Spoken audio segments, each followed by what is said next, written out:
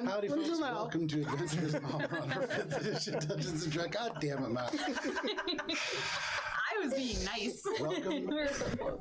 Welcome to Adventures in Alberon, our 5th edition D&D campaign. I am Joe Treff, your Dungeon Master this evening. I'm joined by Matt, Dan, Hannah, Alana, and Tina, who may or may not be my friends. A couple of announcements before we get started. Last night, if you didn't join us, we had Mosaic Team 5, session 15, I think, which, right? 15? Sounds right. Yeah. You guys take better notes than I do. It was 15, yeah. It was a very spacey. I was gonna. Oh, Jesus, yeah. It was an episode, and there was a lot of player interaction that was quite intimate. Yeah, Just stop. 6 days of that. 6 days. 6 days. To find out what we're talking about, you can go ahead and check out on either Twitch or YouTube starting at 12 noon. Episode 15 or session 15 of Mosaic Team 5. It's an original Starfinder campaign set in an alternate version of our universe or our galaxy in the year 2250. A couple of other things before we get started. We have a website, alberonrpg.com. It has profiles for all the different characters that have been updated. It has highlights for each character. It has links to each of these sessions going from about session 98 onwards, and then written recaps for the sessions before that, which is so much writing, let me tell you. So if you want to find out a little bit more about this campaign, which is currently 4 years in, you can find out more at alberonrpg.com. And then finally, we have Sirenscape, which is a digital tool set that you could use to play smooth music like this that I forgot to turn off coming in. Our Mario Party playlist. This is more like The Sims, I would say. Yeah, I guess this is like, We do have a Wii lobby music somewhere around here. Rosebud. Not a sponsor, but Sirenscape, great digital tool set that you can use to inflict music upon your players and a number of different sound effects as well. Okay. And with that, I can bring us into our recap. You could have infinite money and make a beautiful mansion. Why would you cheat in The Sims? Because it's about making the house. I don't care about the Sims. For some people, it's about making a house. Yeah. Alana knows what I'm talking about. Adventurers. Last we played, all of you pushed onwards. After 2 different confrontations on your way from the Jade Exchange down further and further into the sunken stories of Nocturne, you came upon a chamber after being reunited with your Goliath friends, really Brenna's Goliath friends, associates to the rest of you. You made your way forward and into a chamber of stone with a number of different rituals laid out. These disgusting books that had symbols on them seemed to squirm and move. Akka, you investigated these and discovered a number of different rituals, some of which familiar to Matt as a player, maybe not so much Akka. However, you took several of these with you. Brenna, you investigated... that actually came a little bit later. Yeah. I didn't write a recap. I forgot, and I found out right when I came in here. So this is all from memory. You all went further beyond this space, ignoring many of these books, though Eldred Oakfeller, the Goliath, the largest of the 3 remaining, managed to collect a number on your way. You progressed further and came to a space confronted by a pair of warriors in this cold metal armor, along with another much more lively warrior in leather armor filled with sand. But behind all of them was Brita Dawnkeeper, the half-orc captain of your crew at one time, Elanor, but currently in the grips of the eyes, this mask, one of the phylacteries of Zystris, the Mind Flayer Lich, currently threatening the existence of Alberon and perhaps beyond. The fight was intense, with many of you getting quite close to perishing. You in particular, Elanor, with your maximum health dropping to something like 1/5 of what it normally is. But working together, you overcame the obstacles and managed to slay Brita Dawnkeeper. As she died, you took this mask, stuffed it in your bag of holding / bag of endless ants. And as you turned with Oakfeld right this way, showing you the body of your fallen captain as you cry, you made your way down this hallway Elanor, you not paying attention with this intense emotional event occurring, you stepped on a glyph of warding, and with your incredibly low health, this is where we're going to begin for the evening. So, So ready. yeah. We're doing some math on this. We're like, what's the over-under on Elanor? Yeah, I can't say that I didn't do that as well. I was like, all right, depending on what level spell he cast it as, I just That's tried to really make the myself thing. feel better about it by being like, well, narratively, that would be really interesting. what? How upcast was this room? Elanor, as you step on this glyph, you can see flares to life. The stone, for a second, under the weight of it, and go ahead and make your dexterity saving throw. Time slow. It's pretty low. That's unfortunate. It is very unfortunate. Does reliable talent count for saving throws? Are you proficient in that save? Dex, yeah. I can't remember now. For reliable talent, is it skills that you're proficient in, or what is the word? I think it's sure. Double check. I'm gonna look at like the one. I know. I'm gonna look at the one that's in. Yeah. With reliable talent, what would the roll be? Whenever you make an ability check, lets you add a proficiency bonus. You could treat a d20 you roll a 9 or lower as a 10. So it's a 1 point difference. So I rolled a 9. Okay. But you know, What is it with reliable talent? 19. So regardless. I'm failed. Yeah. Okay. So here's the thing. And high talent. The thing about this is, given the amount of health that you have, Yep. you do have your reaction. I do. You are a rogue. I am. But from a yes, and from a mathematical standpoint, now it really all comes down to how high this roll is. Yep. I'll use my reaction or uncanny dodge. Uncanny dodge. Okay. Ooh. I'm like a little nervous now, so I'm having trouble counting. I have my second character ready. It's okay. Oh yeah, that's funny. Elanor, you take 27 points of thunder damage. And as this cracks, echoing across the room, you do fall unconscious. The elements of this explosion actually crush the stone around you.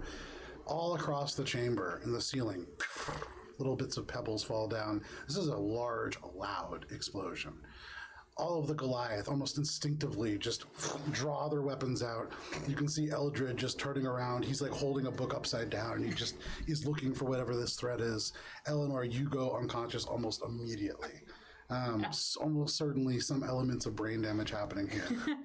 We're on the other side of the hall, right? How close were you?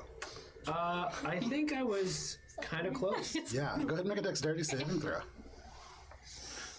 I'd be more upset. Hey, that's not bad. That's all. Plus, ooh, it's like the first. Plus 8. So That's like- that is a 21. That's the first That is a like fail. 10 plus. So you're taking the same amount of damage. Okay, that's fair. Still As this still echoes and dies down, decent roll. you have an unconscious, yet not completely dead Elanor. I mean, assuming I would have heard this. Yeah, we Yes. all heard it. Everybody. I was probably like, oh god, what? I was just talking about how great things were going. I'm blaming the blood in my eyes. And as you rush ears down, just- almost instantly, this echo, as you hear it, it's almost like you can sense the shockwave, and you move through this as it passes you. Similar speed, actually mathematically very similar speed. You might be a little faster. Faster than the speed of sound. Yeah, I can't, when hasted, I think Shay is faster than the speed of sound. Shay is a fucking Sonic the Hedgehog character. It's crazy. I think hasted maximum I can move 600 feet Yeah. in 6 seconds. Shay's the coolest. So, regardless, no problem. Before this sound wave even reaches you, you take off. Slowing your momentum, the dust passes you, and you can see Elanor down on the ground. Oakfeld, a little rattled, leaning up against the wall. In like the smoke, you can just hear me calling out, "Where's Magnolia? Where's Magnolia?" You hear that? Rolling my eyes, giving medicine a check to stabilize her again. There you go. 24. 24. With a 24, no problem. This time you go over, and as you raise your hand up, you just a little less intense kind of hit the chest. Elanor, for just a moment, in this cold grip of darkness, there's just a little warmth, and you stabilize. As I'm like kind of looking for her in this like cloud of dust, I'm going to transform myself into I forget the name of that African tree that's like very thick and has Baobab. Yes, one of those, and I'm just gonna. Only at a D&D table would somebody know that, just right off the cuff. I'm just gonna Chunky trees. Oh yeah, no, I know. Yeah. fan the dust away by just bowing up and down. Okay, so from the traditional sort of awkward and lanky oak felt, kind of grows up and up and up, and then like a polyp in the ocean, just moving. The breeze is somewhat like, negligible, but as you work, maybe it provides a little coolness. I'm trying to get the dust away. Yeah, I'm probably still reading not a the tremendous books. amount of dust, but it's like, like, shake on that. Haka, how close are you to being done? How close am I to being done figuring out the whole thing about the teleporter, how to turn it off, and all that stuff? Sure. So, over the course of, like the last 10 minutes or so, you've been working on this. You have all these books laid out in front of you. Oakfeller just dumped a whole bunch in front of you, and actually relatively helpful. Go ahead, as an artificer, I'll say you can make a tinkering check. Oh, tinkering. Ooh, I haven't tinked in a while. That is so weird. Phrasing. What did we say tinkers was? Is that sleight of hand or is that dexterity? It's dexterity, and then you're proficient because it's a set of tools, so you add your proficiency modifier as well. Okay. Natural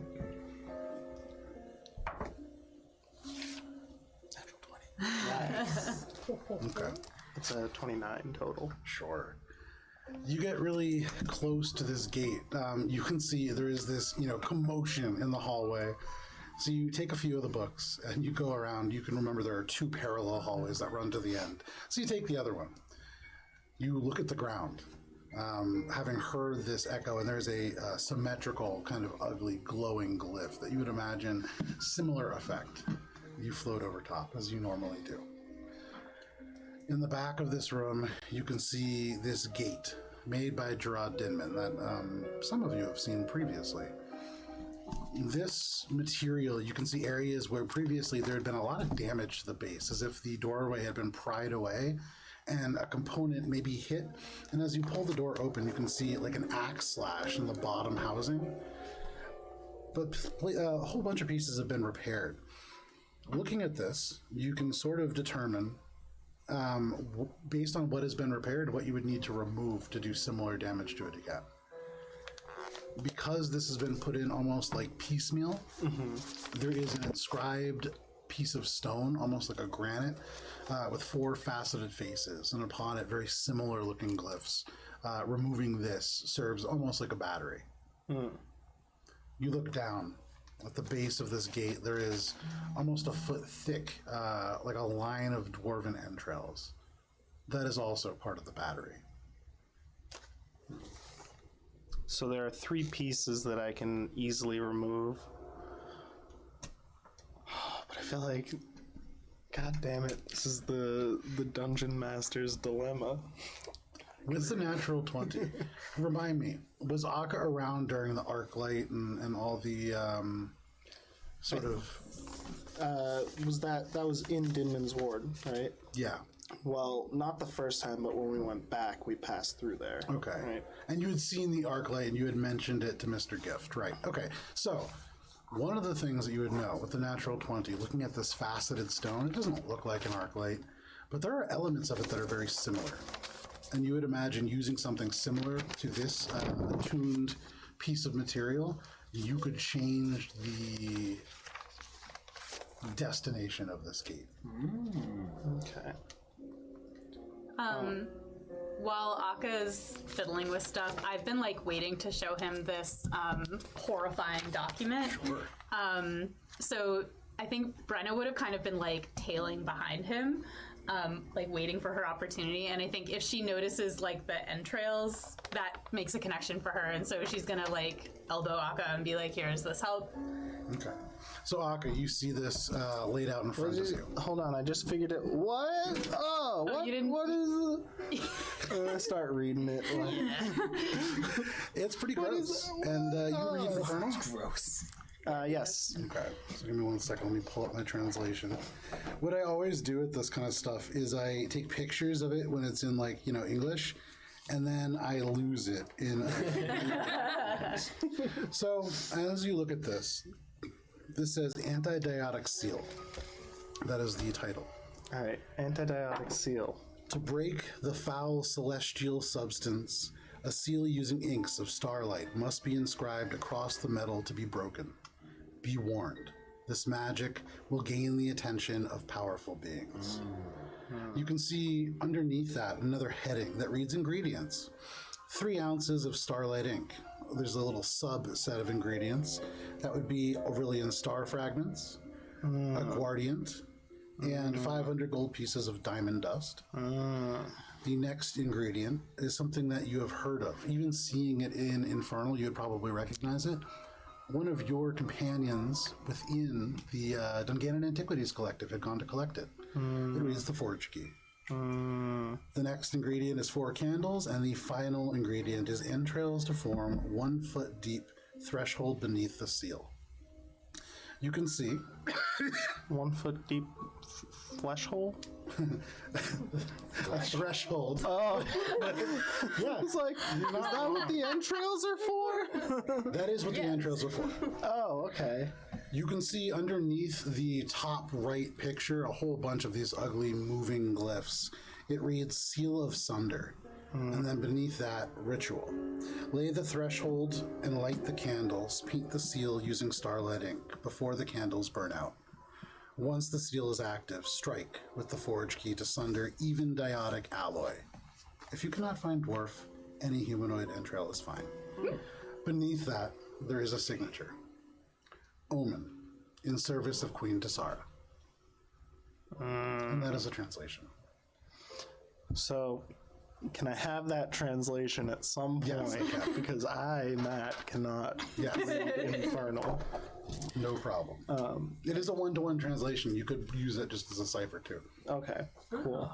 That's good. And it's the same. It's the same Infernal that we've been using for 4 years. So any of the documents, theoretically, you could translate. I think this is my first one that's like actually written, I've gotten like things from Gunter's era. Yeah. But Doesn't your axe speak Infernal as well? Draconic, I think. Oh, yeah. Yeah, Draconic.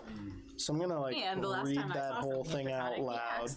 This was is not to very. I don't even need to roll for this. This is very dark and powerful magic, right? Which? This? Yeah. You see, this drawing of a dead It doesn't dwarf. really say what it does, though, does it? So this is it's a spell to break diotic metal, Oh, okay. which is Which I the have some of, substance- I think, you do, right? And it is a substance currently used in the construction of Azra's prison. Known Okay. as the Portent. Oh boy. This is bad. This is very, very bad. Probably wrap up here. I think Elanor We need It's like I was just kind of starting to dead. feel pretty good about things. We got one, and now I'm just like, fuck. They know how to break open, and they did the. Oh God, it's just fucking. Akka, we need to go. Yeah. I'm gonna go take the 3 pieces of the battery, and I want to also.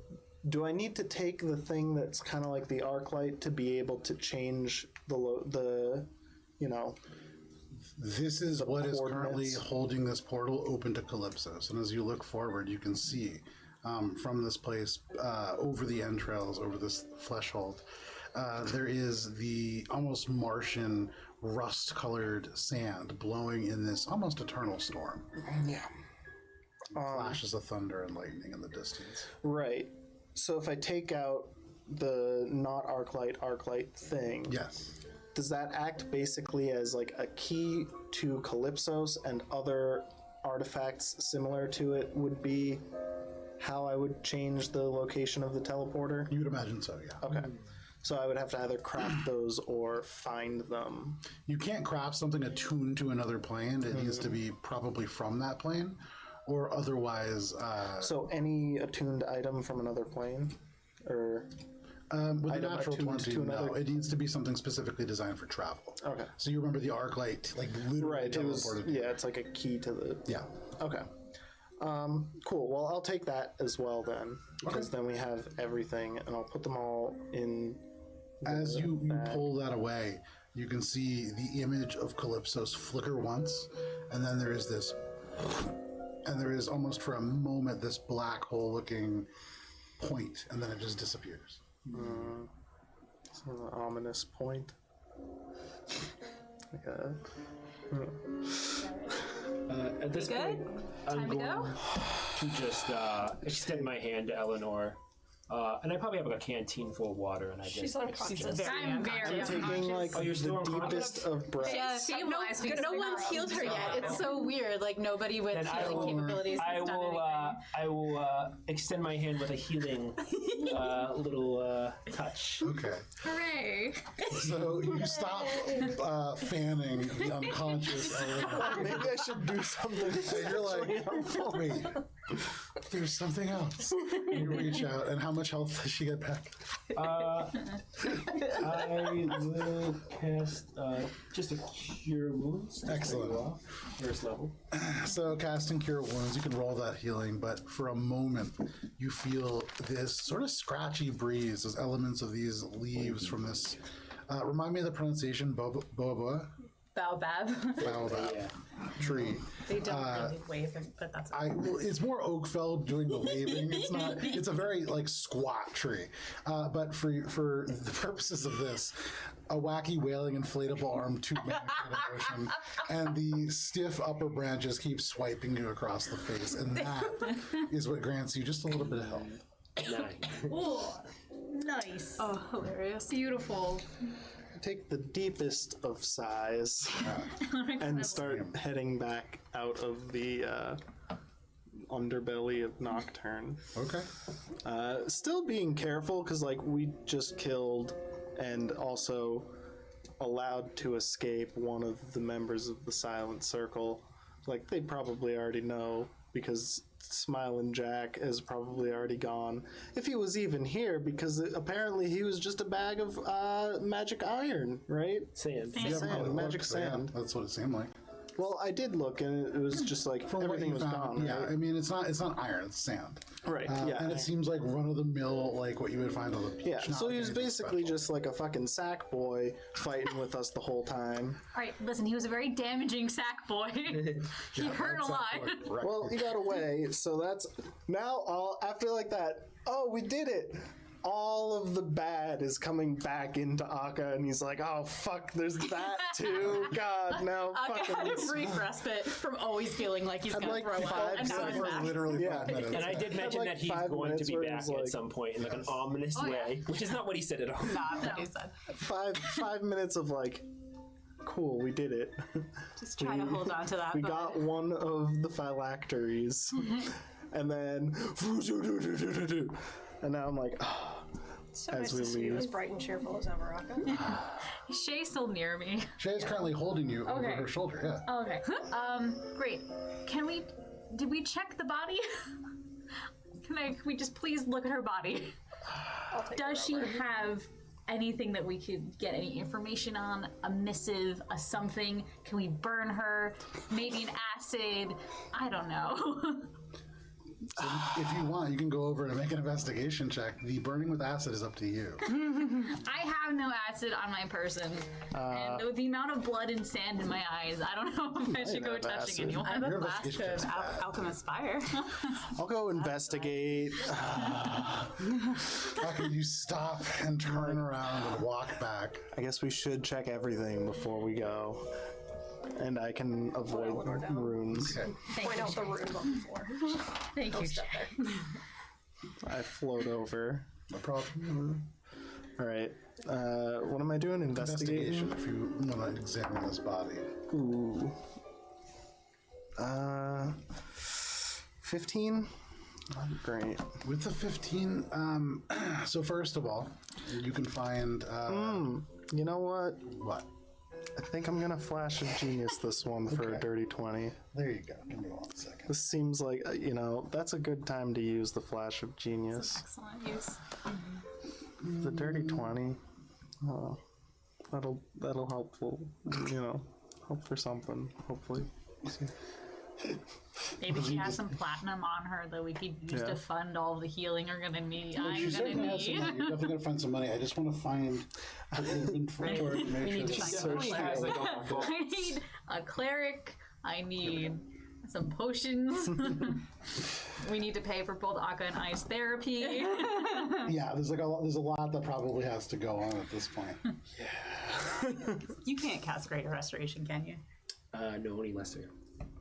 Unfortunately. Can I cast That is Greater unfortunate. Restoration? I don't think So first of all, Rangers don't get greater. you find this very nice, almost like a crushed crimson velvet pouch tied around with a black leather cord. And as you open it up, there are circular, very probably, if not pressed here, then certainly not by like a government. These are like all relatively round pieces of the same weight you would imagine of platinum. In total, you're getting something like. I wrote all this font so small. That must mean that it is a large number. It is. It's 150 platinum. Ooh! In addition to that, she has 3 daggers on her person, and you can tell there is something magical about them. All of them? All 3 of them? What was your roll? Dirty 20? Yeah. The other things that you find are all relatively mundane. You do find a number of these like hand-rolled tobacco cigarettes. You find a pipe. You can find what is like a... 1 second. It's so small. I build stat blocks. I probably have some printed out somewhere. I build stat blocks that look exactly like the ones in the books. Like they look really nice, but they can only be so wide. And so depending on how many abilities they have, We're 16. that's most of what you would find. Interestingly, you do not find the weapon that she was wielding, and that to you, having seen people like Heinrich and others manifest similar abilities, would lead you to believe probably not a magical weapon, just a manifestation of energy. What about her No, accordion? Was that the Oh one? yeah. Sorry. Oh, yeah. There is. And remind me of what the concertina. It's a consultation. So you can see there is this very beautiful concertina. The face of it, you can see mother of pearl. There's been extensive work done over the years, and as you look at the keys, each one a different precious stone, very thinly cut and kind of faceted over the top. It's a beautiful instrument. do you want that? Anna kind of looks at it and be like, it's like, I'll take it. I don't know what to do with it yet. You can set it on fire sell, later. Well, no, you could sell it. Yeah. Or give it to me and I'll sell it. She kind of like takes the concertina as the fight theories just slam it onto the ground. But she does just hold it. Okay. You release it. It makes this loud noise, but you now have Rita Dawnkeeper's concertina. I think, because I don't give a shit about magic daggers, I want to figure out what magic these are and then probably give them to, I'll take a magic. everyone should, I feel like everyone should get a magic dagger. Well, There's so most many- everyone. I have no use for a magic What are you dagger. doing in terms of finding the properties of it? I want to see if all of them are the same type of magical dagger Arcana or if they're different and like what they all do. If I can do that make an in this Arcana amount of check. time. 29. 29. The daggers themselves are all part of the same magic. You take a moment and you try to figure out exactly what is going on here. And as best you can tell, the person who attunes to one of these is attuned to all of them. And there is an element of conjuration magic to them. As you get a little bit closer, you would imagine the person attuned to these can recall them. Oh, okay. I'm gonna probably just set of daggers. They kind of go nicely with your other sword. Is Elanor still over Shay's shoulder? No, Shay, put her down. I do like the idea that she's just doing the whole interaction. That's great. Thank you. That's about everything. There's some cigarettes and a pipe. That's fine. She has cigarettes and a pipe. I'm as gonna though take the she's the kind of cigarettes. smoker who does the one that she. Because Aka's definitely gonna. I mean, you're probably not wrong. What was that? I'll take the pipe too, and I'll get that as a gift or something. Okay, yeah. No problem. So, That's Boogie. you guys begin to leave. At this point, Brenna. I'm hungry again. Yeah. It's been like 5 minutes. Pipes up. Hasgal, the leader of these Goliath, sidles up to you, and you feel almost comforting at this point. It's like all three of them just sort of slowly end up converging around you. My buddies. But Hasgal leans over and just goes, "So I don't know how hard it was for you all to get in, but we managed to fight our way through, and we killed a whole bunch of things and people, and it's probably pretty safe to go back. So do you Yeah. want to go that way?" Us too, bud. But I think, yeah, I mean, I think it probably doesn't matter which direction we go. If you're feeling pretty confident about your way, then I would say let's go. Let's not talk about it too much. All right. Be careful, more so than you have been. The Silent Circle is probably going to be involved more now. Yeah, maybe, but we killed everything, and there was already a giant. So Not I think everything. we killed a lot of stuff. But we need to Remember go. the Smiling Akka, Circle right? got away? So, Yeah, I'm we need walking to as go. this is happening. So you begin to leave. And as you I tell him about Smiling Jack getting away and being like, he's big stuff. So Yeah, no problem. You make your way careful. back. You pass your way. Are you collecting those books and all the things that you? yeah, I picked all that up. Okay. As we're going, could I do a sun check to see if I could find out what time it is at the Bag store? of terrible things. Skipping the actual roll. You've done this relatively recently. It's about 1 a.m. You do not sense the sun. Time is passing, but also of note, you all make your way back through the stone chamber. Is there anything that you want to do there? You can hear, I would say, Hasgal would say to you, "So you remember what we came through the ceiling? That's where we're going to go up. And then we just keep going up through the floors a couple times. We would have beat you here, but there was a giant. So, Oh, right, you had to kill the giant, absolutely. Yeah, that sounds good. I mean, it sounds like you guys know the best way out, so let's go. do you want to do something? Okay. Flying back, yeah. You make your way back to the area still, and for you, Brenna, familiar now, the stink of like a corpse, the iron, as you get closer to the remains of this heart golem, now kind of sloughed over, and just a pile of now still hearts. You can see up above there is this hole that the Goliath had tumbled through previously. One by one, they climb up. For Eldred first, who's about 8'3", no problem. He just scoops himself up. At this point, who's going up? I'm just flying up. Okay, no problem. I go. Where is who this lifts up. hole in relation to other walls? Probably. So there's maybe like 15 feet on either side of it. Okay. Use the walls. Make my way up. No problem.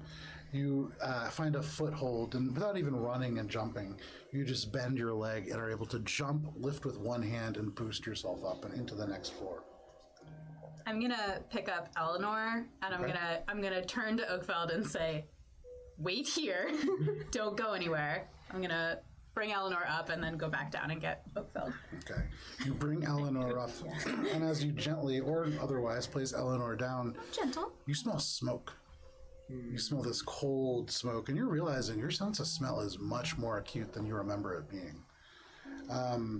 But you just smell smoke, still maybe distant, and certainly the smell of death, very sweet, beginning to really ripen. But you go back down. You grab Oakfeld. Oakfeld, you allow yourself to be boosted up? Yes. Excellent. All of you come to this rusted out corridor, similar to the ones that you all traversed. However, as you begin this walk, only 6 minutes in, it begins to become charred. You can see there are elements of the walls that are blackened. In the middle of the hallway, you can see an area where there are 3 huge scorch marks. And Elanor, for you, they look very similar to the place that you woke up. And you would imagine the Goliath have found some of these glyphs of warding. You remember, they came to you guys already pretty beaten up. You can see just beyond, it opens up into a little bit of a wider chamber. And there you can see, give or take, maybe 5 corpses, although scattered throughout the room. And here is where that smell of death is coming from. You, especially Brenna, can hear now in the back of your mind, fine warriors, I smell victory on their breath. I think it is but a sample of what's to come. And you can feel the axe almost tug you. You have to take a step. But you bump into Eldred, who just looks down and goes, hey, steady on, Brenna. Kind of puts a hand on your shoulder. We still got a ways to go. You continue to walk. As you get a little closer, you recognize, especially Elanor, these are Dawnkeeper brigands. These are what you guys all named them. Henchmen of the Dawnkeeper sort of group. Not Jade Centurions. You can see broken bodies, battered, like absolutely ruined in this hallway.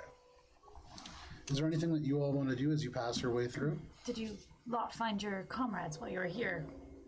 Or comrades? Yeah, weren't there prisoners that you were trying to release? We didn't find any prisoners, but we made him pay. And he turns over, and you can see bends down and picks up like elements of this corpse. The blood is dried in such a way that it's totally flat on one side.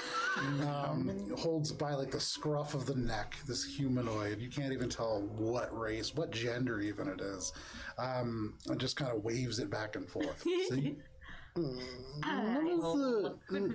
All right. None of the corpses / the one prisoner who was still down there were Goliath, were they?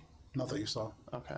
Oh yeah, is the prisoner with us? Yeah. I kind of just sent him walking. You sent him on his way. It's like you have not seen him. But he chose to leave. He didn't like wait for us.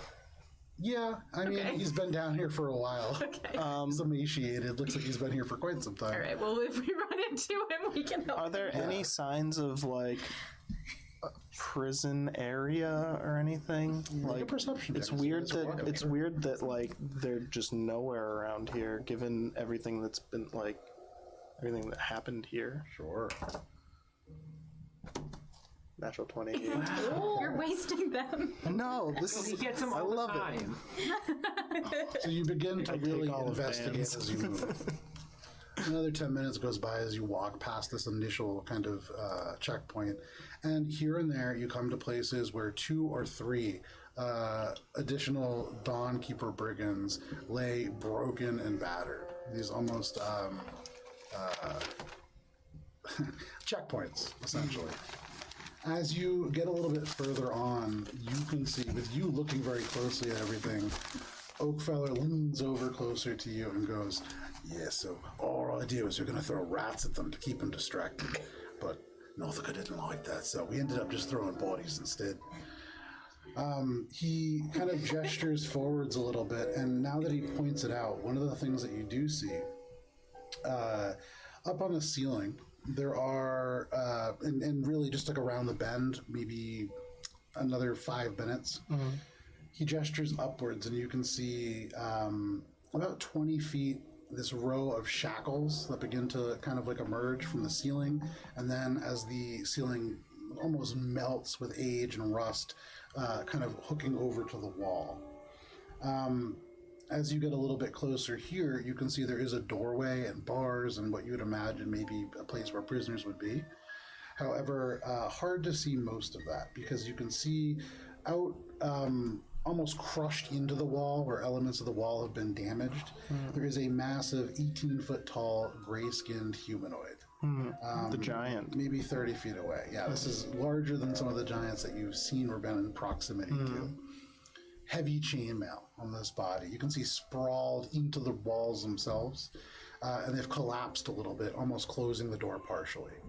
You can see the giant's fist is wrapped around this heavily tattooed, badly crushed Goliath, the missing one of the four. You see the Goliath's massive sword is plunged through both the giant's hands, through the frame of the Damn, he went Goliath out like itself, a champ. and into the Goliath's or the giant's eye. So both of them dead, like leaning into the wall. But yeah, you can see Oakfeller's like, yeah, he went out like an absolute fucking legend. And he points, and you can see all of them. I'm like, damn, he did. Yeah, but you, in particular, Brenna, you hear in the back of your mind, this was a good fight. You've done well, Brenna. They respect you. The Ben seems to kind of go and continue. Are you guys just continuing onwards? I'm gonna telepathically high five the axe. Okay. You just hear this kind of, don't touch me. So, beyond in the prison area that I couldn't see, I'm going to assume that they had gone through there already because the fight is so close. The door is relatively damaged, but you can see that it's not locked. And I don't hear someone like, hey, No. I'm still over here, guys. As you get closer, and none of you Someone being unlock quiet, this. especially not the Goliaths, you don't hear anybody calling out for help. That's a Okay. question. Okay, so I'm safely going to assume that there actually isn't anyone here, but that's strange, and I'm taking note of that. Where did these other people go? Yeah, I guess continue out. Okay, no problem. You walk another couple of minutes, and you can see like the Goliath almost a little solemn, but also kind of giddy. This is like a good death for a Goliath, and you growing up in the Modrock, there really isn't a better way to go out. And you know, actually, I would say all of you here, as they get maybe 10 feet away from this around the bend, Oakfeller sort of leans over and goes. Oakfeller leans over to Hasgull and goes, "Vatham giant pike of blood moon. You recognize?" And Hasgull turns over and goes, "I was thinking of eye gouger. Hey, Brenna, what do you think?" What were the choices? Giant piker and eye gouger, although you're not really sure what they're talking about. Giant piker really rolls off the tongue. As you say that, you feel approval on your back, and you hear, "This Vatham would be a being worthy of freedom. Tiamat curses all giants and their kin. Giant gouger, ordiner." It's just like you feel this pleasure and this grin, and for a moment your arms bristle with goosebumps, and as you feel them, they're a little bit more three-dimensional than you would imagine. You kind of like shiver a little bit. If I could hear the axe, I'd be like, I vote Ordner. But you continue to walk. 10 minutes further, you come to a larger, well-kept hallway of stone that runs 100 feet to the main entrance of the Jade Exchange.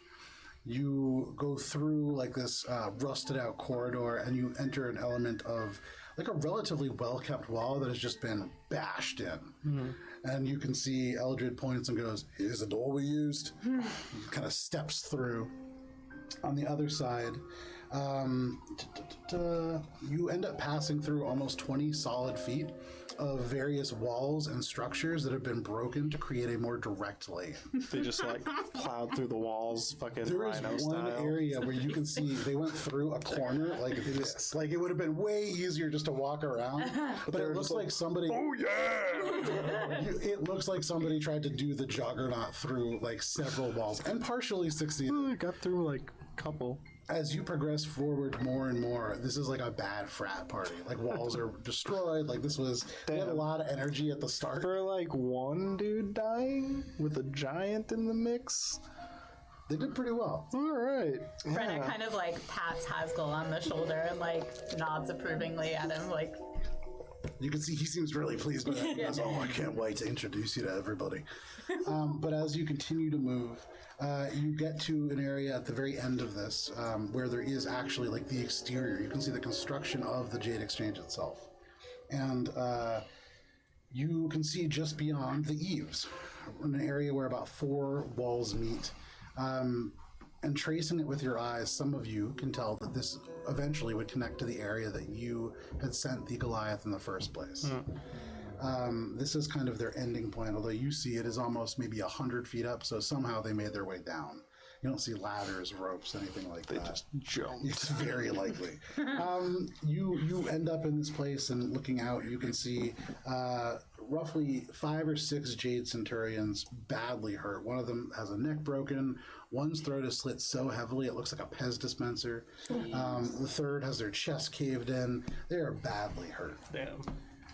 But at this point, you can see beyond the still abandoned in the early hours of the morning courtyard that eventually is set up to the literal black market that is the Jade Exchange. There are a few people walking on the streets beyond, but you are now more or less back in Nocturne proper. There is only 30 feet that separate you and the beginning of the eaves. And it's still nighttime. Yeah. Okay. Where are we going? The safe house or our ship? I would vote the safe house because we had more people that were supposed to meet us because, quite frankly, we didn't think that we'd succeed. So we were supposed to be scouting. Well, we don't really like scouting. All right. We should go back to the safe house very quickly and then go to the ship. But Should move on as quickly we as need we to can. get out of the city as fast as we can. What will happen now that Buddha is not in charge? That's I up to the hate to be people of callous, but Nocturne. it's not our problem. Well, I would assume that the Silent Circle will move back in. But They've it's- never left. Maybe. I don't really know. Well, we do. Remember Smiling Jack? I just told you about him. Yeah. But I'm sure there's more than just one. Yes, but that Let's hash this doesn't out. matter. Yeah, Just we're like out in the open now, so know that the Madrak has to really stick together now because the power vacuum is going to be bad. Well, yeah, that's why I want you all to come back to the foundry. We can meet. We don't have time. Eleanor's starts moving towards Shadows, just let's just hash this out when we get back. yeah, We need to get in out safety. Yeah, we're moving. We're moving. Brenna goes with her. You begin to move. Everybody make stealth checks as you begin to move towards the eaves.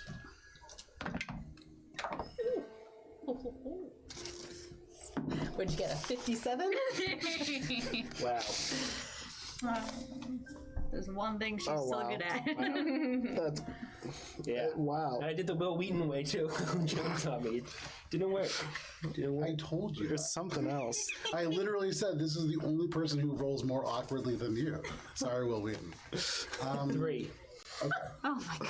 I thought I rolled bad. Everybody else? 23. 23? 32. 32? 19. 19? 10. Okay. This side of the table really just dragging the shit down. The fucking Goliaths just really got in my head. Excellent point. Oh, yeah. Oh yeah. It might not be all. But they were really quiet that whole time. They did good. Yeah. They did do good. I mean, the lowest For is a Goliaths. 16. For Goliaths, they're pretty sneaky. Overall, well, yeah, they're relatively sneaky when they're being told to be. Yeah. But all of you make your way quietly. The first 30 feet, you cross this little courtyard almost silently. And then Oakfeld, there comes a point where there are a series of 3 steps that go down to this area that becomes a market. You can see all the empty stalls, everything like that. And then you see in the middle of it this really cute cat. And you just kind of take a step almost instinctively. You stumble and yelp out. And in that moment, you almost reflexively look up back towards the exchange where you had seen that centurion posted up on the wall. Dead. You see hung over on the thing. You can see the missing axe from the dead Goliath wedged into the wall, covered in blood. You see elements even from here with the way that the wall is set up. You can only see the top of this corpse, but almost hewn in half. You imagine the Goliath probably got caught coming in. So luckily for you, there are no sentries at the moment. There's no one to stealth. How busy is the Jade Exchange right now as we're going? Say again? How busy is the Jade Exchange? The Jade Exchange is silent. The people who were here you've seen corpses all around. Outside on the street beyond, there are people passing. So shop area and stuff is still That little avenue Somewhat that you saw, the bustling. Avenue of Everdust, Yeah. where there are a few shops and stuff. Yeah, there are still people there. Okay. Keep going, get to the safe house, and then fuck out of here. Yeah, and then we need to rest. Rest on the ship. Sure, but that needs to be like as soon as we're in a place where it's safe to do so. We all need But to we gotta rest. be moving. I don't want to stick around here. I don't know how Let's much make a this- plan when we're like back in the Yeah. We're moving. We're moving. Moving. Okay, you make your way, and after you get maybe 10 or so minutes away, you end up kind of feeling a little bit more at ease. You're in a place now where there are a regular amount of people, and when you first got onto the eaves, there was a lot of like hush talking. There was a lot of noise and a commotion made at this place. With the reputation that it has, nobody really going to investigate it. This is a silent circle problem, and so it is assumed that this will stay a silent circle problem. But at the moment, all of you feel relatively socially hidden as a group. You look no stranger than any other group in this very diverse city. You make your way over the course of about 20 minutes across alleyways to the Bricklewort Foundry, the abandoned former like mass ingot producing place. Within, as you enter the front door, you can see Imbrag Oceanreach, the member of the Three-Tided Accord that you had interacted with previously. But also now, there is a new Goliath. You would know this person by reputation, Akka. This is Uzatan Bloodmoon, the leader of the Blood clan. Okay. As you walk in, you can see he perks up. He is a tall Goliath, although not like Eldred, this thick, muscly individual. He is thin, old. For a Goliath, he's maybe in his 70s. But you can see behind the eyes this very sprightly energy. And he turns, he looks at the other Goliath, who are all kind of clumped around Brenna. And he, before any of you can say anything, just says, "Of your scouting, what has it yielded?" And he draws up, almost like close to 9 feet tall. He's huge, but kind of thin. Hasgul stands up and goes, "Uzatan, the King Skinner, I, Hasgul, the Home Walker, wish to change my deed name, and I wish to second a change for Vatham, who fell gloriously in battle." And Eldred speaks up and goes, "And I second that, both." Uzatan, at this point, kind of looks at all of you and then glances over and goes, "We may speak of this later. Who are these?" And he points to all of you. Brita Dawnkeeper is dead. You can see he stands, takes a couple of steps, and as he draws up, he is a good 2 feet, 3 feet taller than you. Used to that, though. Yeah. He bends way down to you and he looks with this one huge, almost emerald green eye. There are elements of floating cataracts in that, but still very keen. "I don't care about you. Who is she?" And turns and looks at you, Brenna. You can see this group all sort of like clustered around, almost seem to shuffle a little bit aside. And for the first time, they're not meeting your gaze, Brenna. But you can see Hasgul recovers first and just goes, "Uzaton, the King Skinner, meet Brenna the Axe." And you can see he like goes over, and all the other Goliath kind of almost half-heartedly gesture, but they're a little nervous. At this point, Uzatan turns and looks at you, stalking over at almost 9 feet tall, literally triple your height, and generally speaking, close to 10 times your mass. He is huge. This is where the wild things are at max. But he scoops way down and says, "Brenna the Axe, eh? Hasgul speaks well of you. For one so small, that is." He closes his eyes, he gets really close to you and takes a deep, long sniff.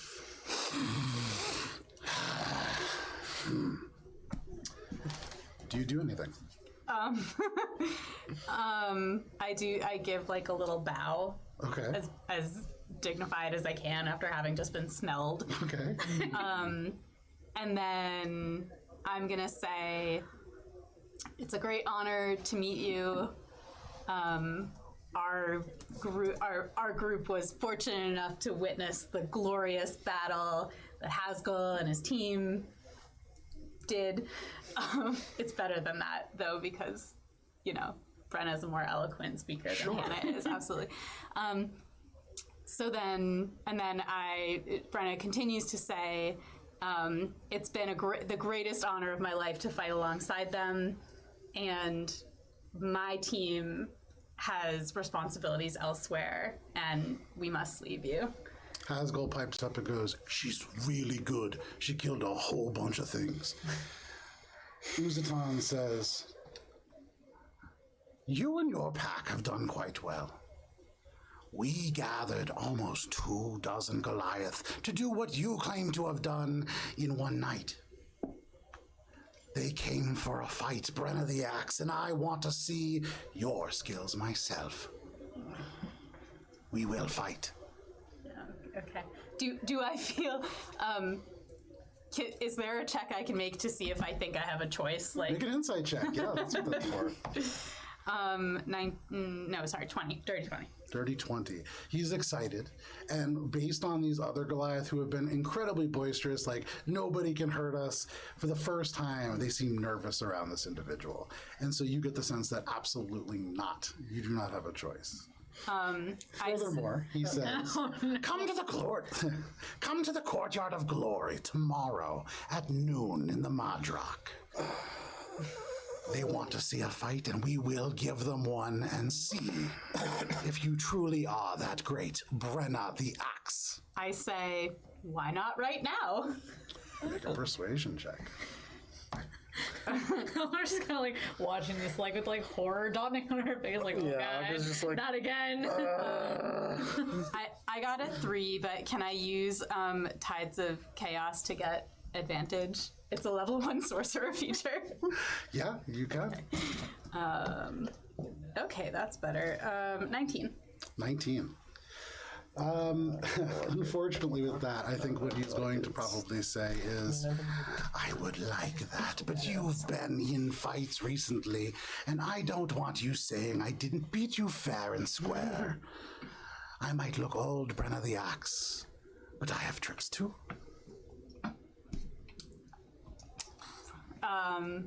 Thank you. I say, just a moment. I need to speak with my pack.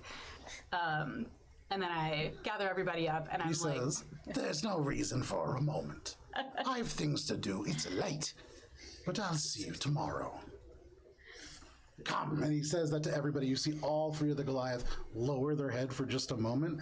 And then, similar to you, they almost form a pack around him as they exit. all right, so I turn to the group, and I'm like, look, if we want to stay in the good graces of this group, I don't think I have much of a choice. I mean, I tried to get it moved up on the timeline. I think we should rest here. Let me take care of this, and then we'll leave it as soon as it's done. I would prefer not to be on the bad side of these individuals, because I made some friends here, okay? I support whatever choice you make. It will work. Thanks, bud. We owe a small debt to the Modrock at the moment, perhaps. Well, and for what it's worth, you all look like shit. Wait, who's speaking? This is Imbrag Ocean, Oh, right. the dwarf, who has just been like very overwhelmed by everything that just happened. Well, if we do a full rest anyway, we're not going to be leaving until mid-morning regardless.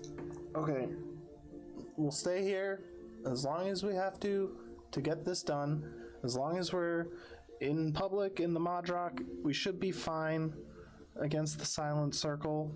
I don't think they would openly attack that quickly. They'll probably target our families first anyway. Thank you, Elanor. I turn to, what's her name again? I'm sorry, the person that we're here with. Imbrag, yeah, Yeah. that's the dwarf. And I say, all right, we definitely need to get some rest. Do you know any clerics around? And I kind of like shoot a glance at Elanor, like, He looks over and goes, you look pretty rough, Elanor. You could say that. Had a one-on-one with Smiling Jack. I'm surprised to see you alive. It was close.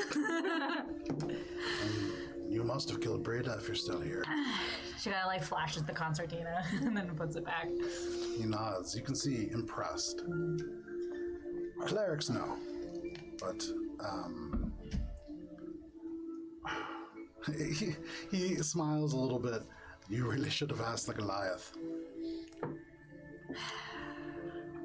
Did they already leave? Yeah. Oh, okay. Well, maybe we'll get lucky tomorrow.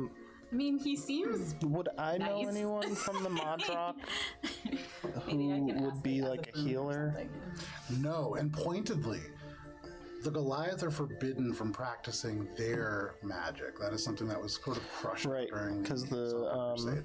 yeah, So, no, certainly not.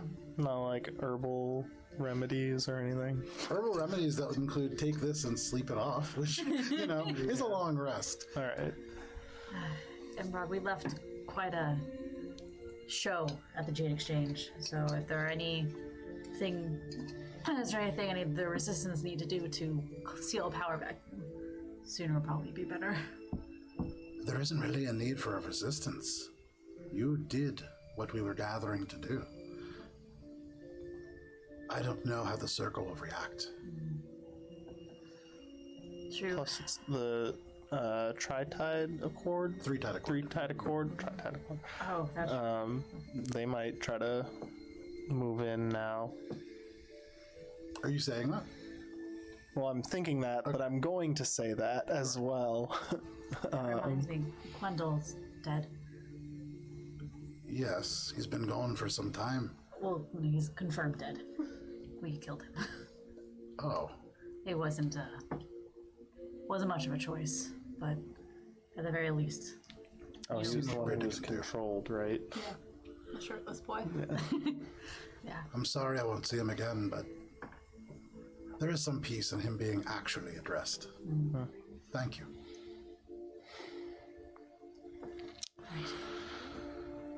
Well, everyone wanted a rest, right?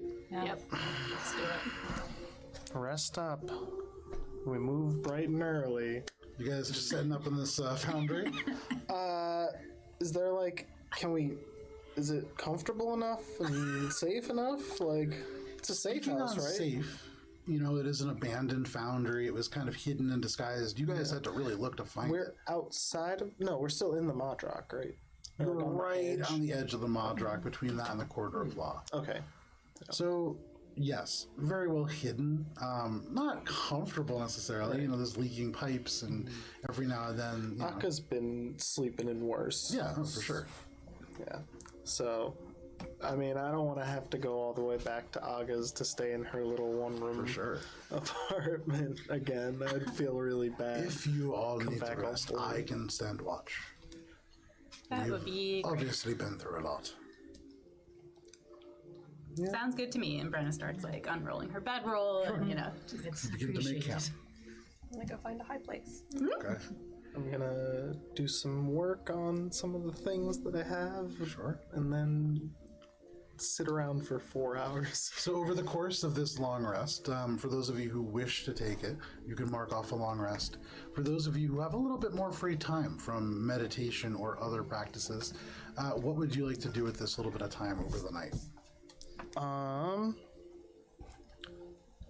I want to ingrain this in my memory Okay. so that if I lose it, I know how to, replicate what needs to be done. Okay. The steps are not super hard. Yeah, right. So, memorizing the ingredients, everything, the symbols. Okay. And then I'm going to take a look at. We haven't officially leveled up yet, right? When you hit your long rest, then Okay. you'll be leveled up, yes. So for now, I'm going to look at all of the material that I collected from the other armor. Sure. And think about how I can, work some of those elements into my own. Okay, yeah, no problem. You begin to take some time to really dissect and look at the differences between the work that you do and the work of whoever this person was. It's different, I'm looking for, but that's a multi-day process. Yeah. So we'll get back to that. Anybody else? Anything to do either before settling down or maybe right as you wake? Elanor would probably take off the Shade Warden's cloak if we're gonna go back out in public. Sure. Just so we don't get arrested with more reason. Yeah, On site. Yeah. that's a good idea. So you remove that, no problem. For those of you who do want to mark off a long rest, you may, and that would level you up. Woo. As the hours pass, you see Imbrag through your meditation, just kind of walking around, checking the door, checking the shadowy places every now and then. Definitely alert. But the time passes, nothing seems to happen. In the morning, and it is now, I would say, for you, Oakfeld, you know exactly when it's Oh, morning. I'm so excited to see the sun. But you wake up right around 9 a.m. It is the 7th of the melting. And as that day dawns, what would you all like to do? I'd like to go find one of my Goliath buddies and ask for advice on what to expect on this fight that I've So you're going to head to the myself into. Modrock, the Yeah. Goliath quarter, no problem. Anybody else? Waking up in my high spot, what's the general sound of the city? Is it distress? Make a perception check. This 22. Okay. You're tucked kind of far into a recessed region of Nocturne. That is, you would imagine this place selected because it's a little bit far removed. That being said, with your sense of hearing, you're able to listen. You don't hear any particular disturbances. There is no, joyous occasion. It sounds relatively baseline.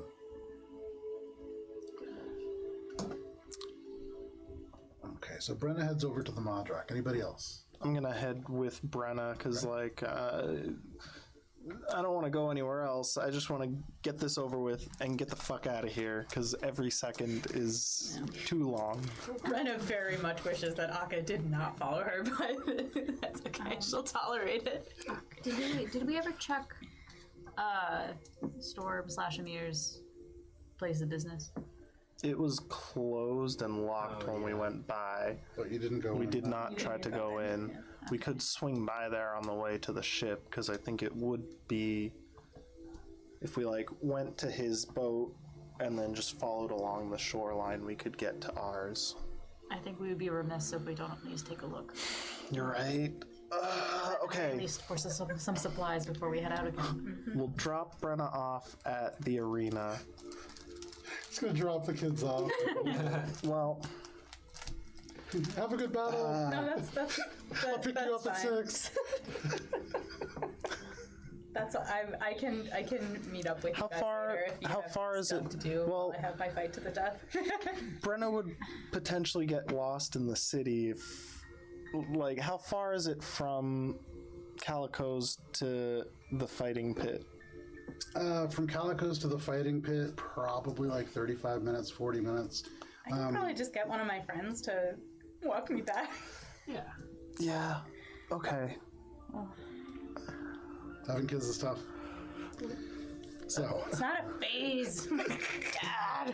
I'm a warrior. Is this a fight to the death, or is this a fight for honor and glory? Well, I'm unclear. That's kind of why I want to go. Knowing what I know, this would be because it's in the fighting pit. right. So probably not a fight to the death. Yeah. This is The general is a, feeling of this is like a Like a fight to this is a until fight to the this is a fight for the the title. The honor. Yeah. Brenna just really wants to stay on the good side of the Goliaths because her retirement plan is coming back to hang out with them for the rest of her life. So we don't all need to go to Storm's place. Well, okay.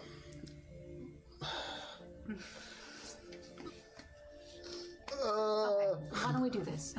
It's what, 10-ish in the morning? Probably about 9:30. 9:30? Okay. And how long does it take to get to the fighting pit from here? It's probably relatively close. Probably 30 minutes also. It's 30 minutes and then maybe 20 minutes to the docks where you would see. So you have to go kind of out of your way to go there, but you certainly can. You'd want to start there for sure. Right. As everyone's talking, I'm probably carving something. Okay.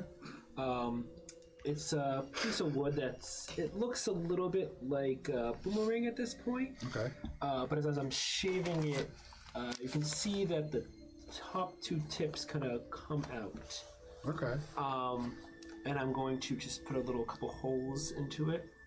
And as you can see, I'm making a lucky horseshoe. Of course. Yeah. I can definitely see that. Make us. No, don't worry about that yet. As one is wont to do. You know. Don't worry about it. We'll get to there. As you But for you, relatively simple. This is an easy carving, easy enough for you, so no problem. You work on that as everybody talks. Are you guys talking inside, or have you stepped out at this point? I think we're still Inside, I inside. assume, Yeah. man.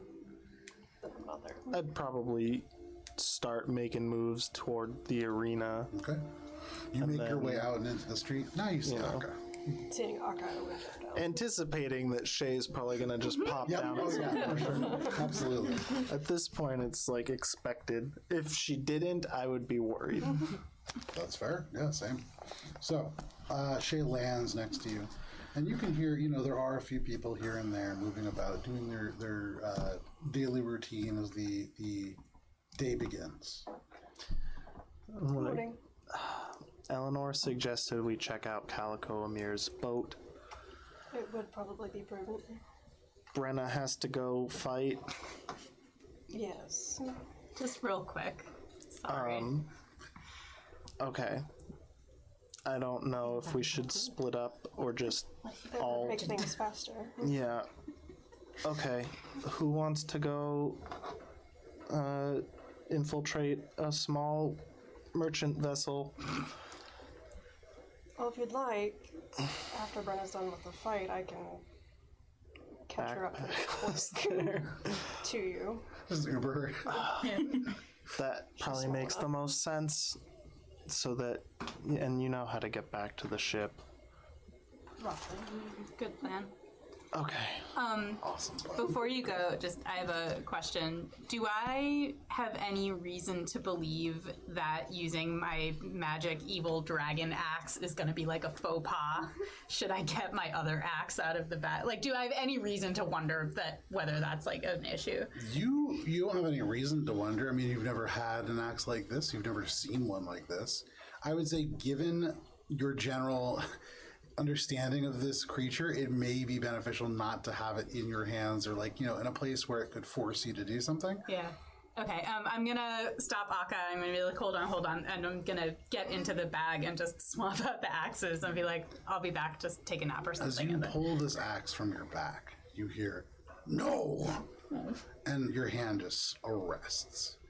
You get the sense that you could pull this from your back, but similar to the way, say, a cursed item would work, there's an amount of damage that you're going to take separating yourself from it, and it's probably quite a bit. You feel the anger welling up from this weapon. Am I seeing this struggle happening? Insight check. You can make an insight check if you want. Because Terrible. Why am I doing this? this is concerning to Akka if this is something that he is seeing. Oh, that's 3. And he had seen it before, but was kind of like, It's fine. 22. Okay, so yeah, you see Brenna goes over, pulls open the bag, grabs her axe, and just stops. I And just stare at Brenna like, I just go, what? And I decide that this is not a battle that I want to fight right now, so I let go. I thought you were going to give me the axe. Yep, change my mind. Bye. Before Have fun. she goes, I want to go up to Edelweiss and present to her my good luck charm. I like the fact that I went through all the trouble to make these buttons for all of you that clearly show who is who, but for anybody listening, they'll have no fucking idea. Because you come up with all these alternate names for We had to people. put little parentheses under everything. Yeah, I know, the flower name. All right, so Hey, the green matron guide you. Thanks, bud. You sure you don't want your other one? Yeah, no, it's 'Cause, fine. No, this one's yeah. better. Yeah, Yeah, it's this better. One's better. Yeah. Yeah. Brenna, are you sure you don't want us all to come watch? Yeah, no, I'm fine. And at this point, I'm like, that would not be a good idea. So I'm like, no, you guys go. I think the plan is really, really good. Shay and I will catch up with you later. And then Brenna just strides off in the direction of the arena. There you go. Very quickly, you lose sight. Now more people in the corridors and the hallways. A tiny little Brenna disappears. You see like the handle of the axe above the crowd. You follow, no problem. So the two of you head off for Brenna's first day at camp. The rest of you are going to make your way over to Calico Amir's. Yeah. All right. While we're going, I'm gonna make my little homunculus. Okay. I'm gonna send it to Aga's. For the with a first little time, note. all of you are actually seeing the construction of this. You've seen As we're the homunculus walking, before. I'm just gonna like put it down, send it on You its way. watch as Akka takes out a small square of parchment and then carefully folds it into a little crane. I'm gonna paint a little bit on it. You see a little tiny dab of paint go across and then kind of crawl into the paper. And then Akka just sets it down. Well, I'm writing a note in it. Okay, right, and then right. I'm gonna send send it on its way to Aga. As it hits Just a little the thank floor, you. You can see there's like a little as it like flutters a few times with these paper wings, and then just kind of takes off, clang, clang into the ceiling a couple times before beginning to make its way through the corridor. And I think it can carry up to like 5 pounds because it's a homunculus. I think it's forget 1 what the pound. carry. Oh, okay. Let me check the carry weight. Plus, the way that I've flavored it, it's probably makes sense that it's less anyway. Because it's a fucking piece of paper. Your little paper item can't literally a carry piece a of paper, 5-pound dumbbell. It's got like ant strength, you know. It's straight. Yeah. Well, it's folded a couple extra times so that it's like. Oh, there you go. Yeah, exactly. Yeah. Pile of ants. Yeah, pour out some of the ants from the bag. So yeah, we can say a pound for now if you don't. Yeah, give it a- all right. A pound of, I'm giving Aga some of this platinum.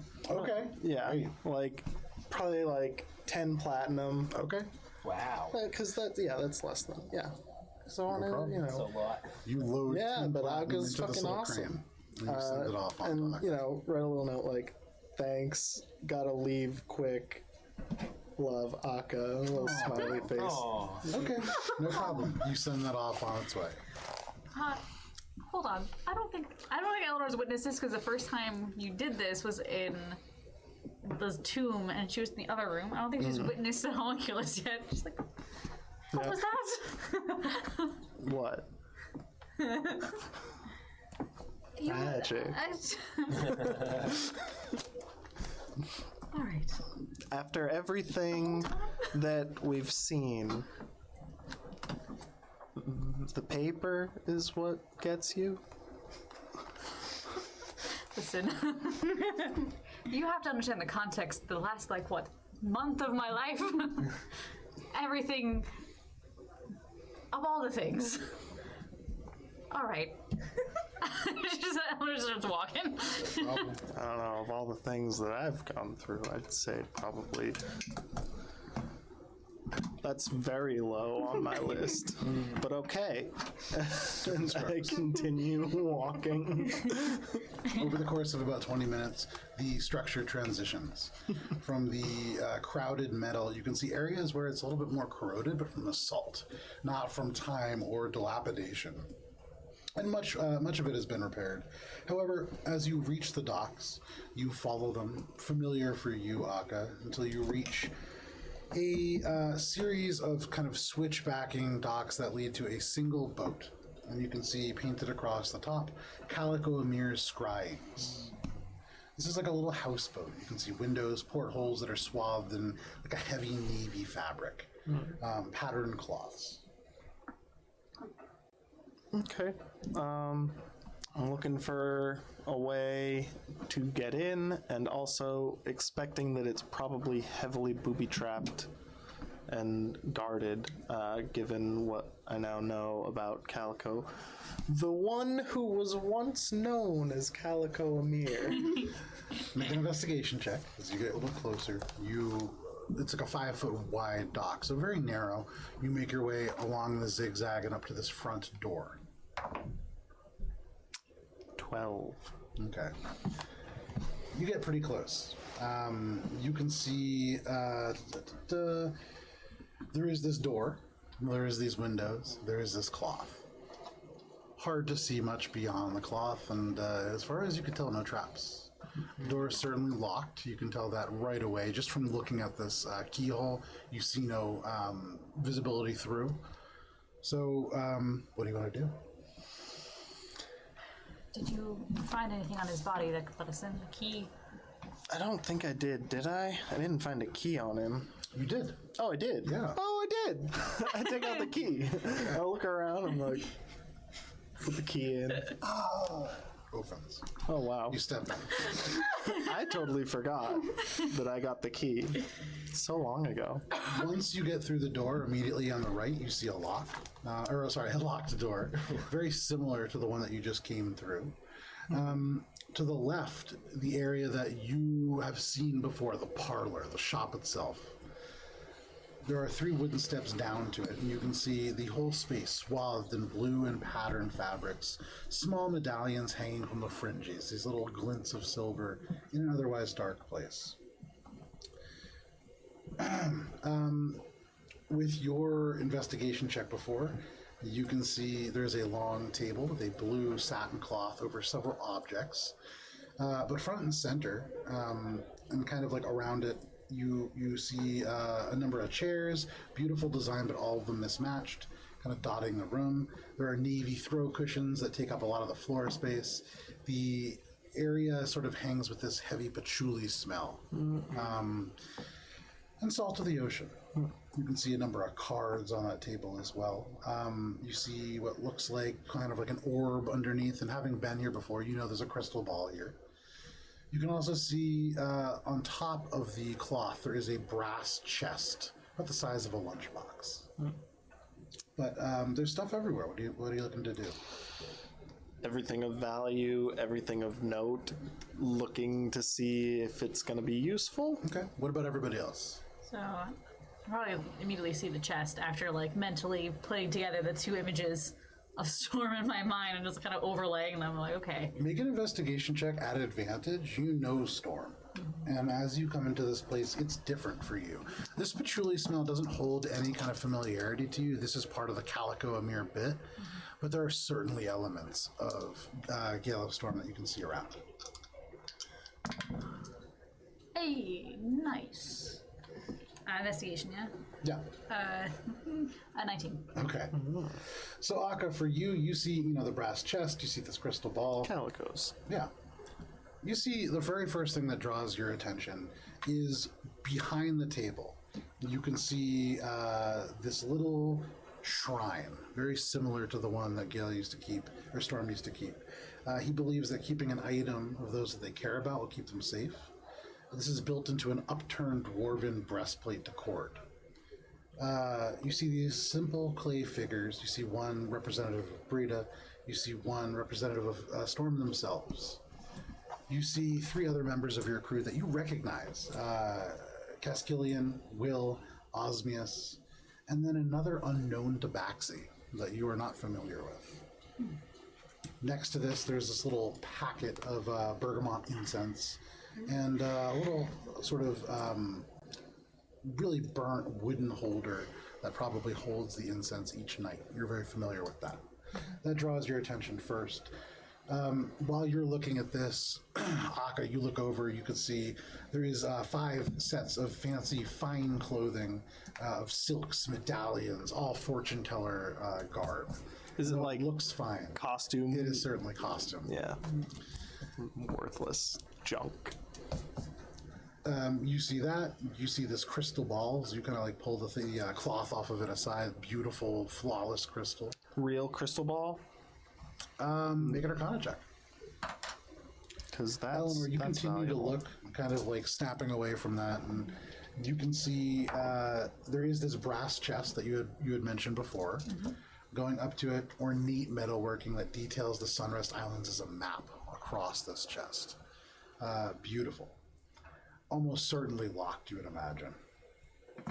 I'm gonna try to open it. Make an investigation, or sorry, make a lock-picking check. 22. Okay. With a 22, you take a look at this, and as you get close, this would work as a component to a spell such as scrying. It is not innately magical in and of Right, itself. but it is an actual Crystal ball, yes. crystal ball. Yes, yes, yes. Okay, Not I'll like put that in the bag. Okay. No problem. You put that in the bag, and as you turn, you can see Elanor bent over this chest. Anything over lockpick there? Tools in hand. Haven't done something like this in years. Well, So, a couple years. Well, besides that month right before meeting up with the Finger Gang. while Elanor is doing this, you kind of continue to look around the room, and you do find almost the size of like a mini fridge, an iron chest. And it's magical. You can tell almost immediately, but as you get closer to it, you can kind of read the enchantments here. It's Elvish, one of the languages you speak easily. There are enchantments to keep the contents cold. This is a chest of colding. Oh, It doesn't create a larger space within, but anything within is kept cold. how large is it? The size of a mini fridge. With my belt of ogre strength, I think is the one that I have artificed. Would I be able to pick that up Yeah. for the ship? Yeah, it's heavy. It but feels you like can a pick it up. thing that would be nice to have on the ship. I could probably just give you a hand. Only a 15. Are you with us? Any Yeah. people Oh, who have okay. diabetes. What was your keep roll? their Only a insulin. 15. Only a 15? Yeah, I'm guessing it's not Can't it. open it. Yeah, this is an ornate lock, and Yeah. as you move through, it feels Can I- like the pick snaps. You pull it away, there's a little bit missing, and you'd imagine the DC on this has gone up. Can I go over and be like, may I? Go for it. How do I like go like just continues to walk around and is like thinking to herself, every lock I have tried. Your eyes wander across the room looking for some redemption, and you do see there is another door. It has not been opened yet, and it certainly seems locked. I will go over to that one There and you just think go. to myself like, one day I will Quantity. Dirty 20? a rope. I'm gonna flash of genius to make it a 25. As you begin to work on this, it's challenging. The lock, not a kind that you are familiar with. And as you push your tools in, the implements, finding these mechanisms, there's a point where it jams. You feel the edge of Eleanor's broken tools, but with that burst of genius, you pull your tools out and you just kick the bottom of the door. The wooden planks here, the kind of not terribly stable hinges, allow the door to bend a little bit, and this little piece out onto the floor. You go back in, open it. You needed a 25 to open it. Nice. Gonna let it swing open. Yeah, this ornate metalwork swings open. Turn You over can to see Elanor. in this tiny space, very, very neatly stacked, there are tiny, almost like sticks of platinum, like carrot stick size. And as you go through these, there is a lot of it. It fills up almost the entire chest. In total, you would imagine this is about 45 platinum. Wow. Underneath all of that, there is a gold and enamel brooch that is depicting a white rose, a silver filigreed ring of elvish design with a piece of topaz set into the face. And then finally, at the very bottom of this, you find this little necklace, brass-colored beads, half of which are inscribed with open eyes, and half of which are inscribed with closed. The ink of these eyes kind of falls within the carved grooves in the bead, and as you move it around, having seen it relatively recently, this is powdered jade and powdered ruby, respectively. Seems magical. I was gonna ask, do the ring and the necklace seem magical? And The if ring so- does not, but the okay. necklace certainly does. Probably discreetly pocket the ring of value Make a and sleight hand then check. take a look at this necklace and try to get a was better your- sense. Dirty 20. Dirty 20. Just barely, Eleanor. You get to this door and you can see, you struggle at first. You really can't quite seem to remember. But there's a memory that comes almost unbidden. You remember Storm themselves, kind of bent over near you. You were a little bit shorter then, but you remember the instructions. You remember for a moment almost like they're there. And you breathe in, and you don't smell patchouli, you smell the ocean. And you smell all of the familiar scents of the affair. And then you just hear click. The door opens. Within, you can see a bedroom. This bedroom seems to be relatively simple, well kept, none of the ornate sort of things that you see on the other side. Stepping in, one of the things that you can see, laid out on a desk, there is a very particular, isolated from the rest of the room, Taroka deck that does seem to have a little bit of magic to it. You are familiar with Storm using items like this. This has been fixed so that he can probably manipulate the faces of the cards. You've seen him do it for less scrupulous reasons, this more for storytelling. But it is a set of Taroka cards that you can determine. They do not require attunement. They're a magical item.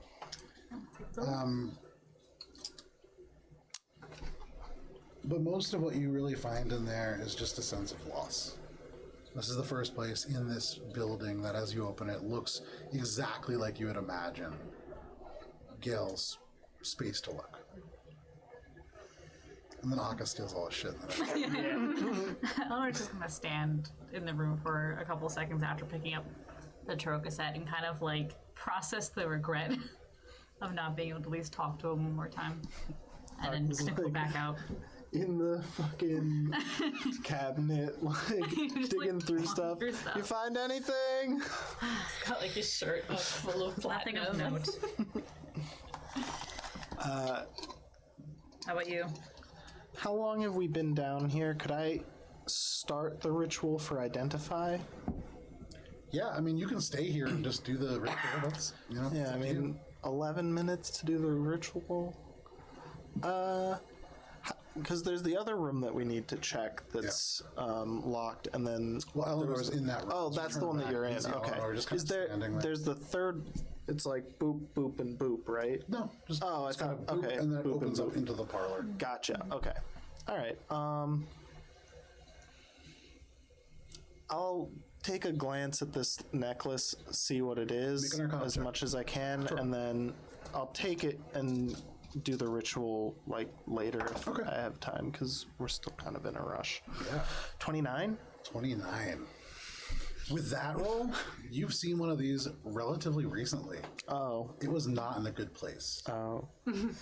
As you were on the ground on a set of stone steps leading down into the depths of the Underdark, back in the Dungannon catacombs, as you were dying, you saw around the neck of this mage wearing navy and gold the very same style necklace. This is an amulet of non-detection. Okay. That's good to have. Not bad. I'm gonna take that as well and put that in our collective loot baggage from this. This has been a pretty fruitful journey for Haka. He's like starting to get a little happy again. He comes out to Alana or to Elanor. You find anything? Like just sentimental stuff. She kind of looks over, like goes over to the shrine, kind of looks at it one more time, and then just like, all right, let's just get out of here. All right. Yeah, we've checked everything, I guess. How long have we been here, roughly? So it took you 20 minutes to get here. It's taken you maybe 10 minutes to go through everything. Not terribly long. Should we go back to the Modrock or meet them at the ship? I feel like We should go to the Modrock. that was pretty quick. There wasn't really It's only much about here 10:30 for in the us. morning at this Yeah. point. If we catch the fight, I think might be better in I'm a case something little- breaks out. It's very likely. I like how with it being very likely, you're like, yeah, go ahead. It's okay. We're gonna Well, I'm go like, shopping. I also know that like there's no way that she's getting out of it. Yeah, no, sir. So it's like, yeah, all right. It's just one of those things we got to do. Before we leave, I'm going to try to swipe some of the incense if there's some unburnt. No problem. Yeah, you can take some of the Bergamot incense. No problem. Okay. Heading back. You guys turn around and begin to move. You can see Oakville I lock it working on again. this thing. Okay, great. Yeah, you take the lock. You lock it. Yeah. Very respectful. After taking everything of value. We'll cut over here to Brenna and Shay. the two of you making your way through with no real issue. In about half an hour, you make your way to the Modrock, the much louder, more wild place. And as you enter, the smells still new to you. You smell the cooking food everywhere, dark, almost like a soy scent mixed with something much sweeter and acidic. There's this loud, lively place. You can see somebody leading an owlbear by a chain down one of these little alleyways. It is a busy place, and more so than any other time you've been here, there is a liveliness. And as you move around here and there, you are hearing Goliath not very discreetly just go, "That's Brenna the Axe." You pass another group and you can hear female Goliath just go, "Oh, she's gonna die." People just whispering different things as you go. But very quickly, you hear a very familiar voice across the crowd. "Hey, Brenna!" And you can see across the way Hasgal, who's just like jumping, kind of waving over a big crowd. A whole bunch of other people turn around and go, "That's Brenna!" And now there are like 7 or 8 Goliath. But because it is 8:41, this is a great place to take a break. So it is 8:41. We will be back in 10 minutes at 8:51. We'll see you then.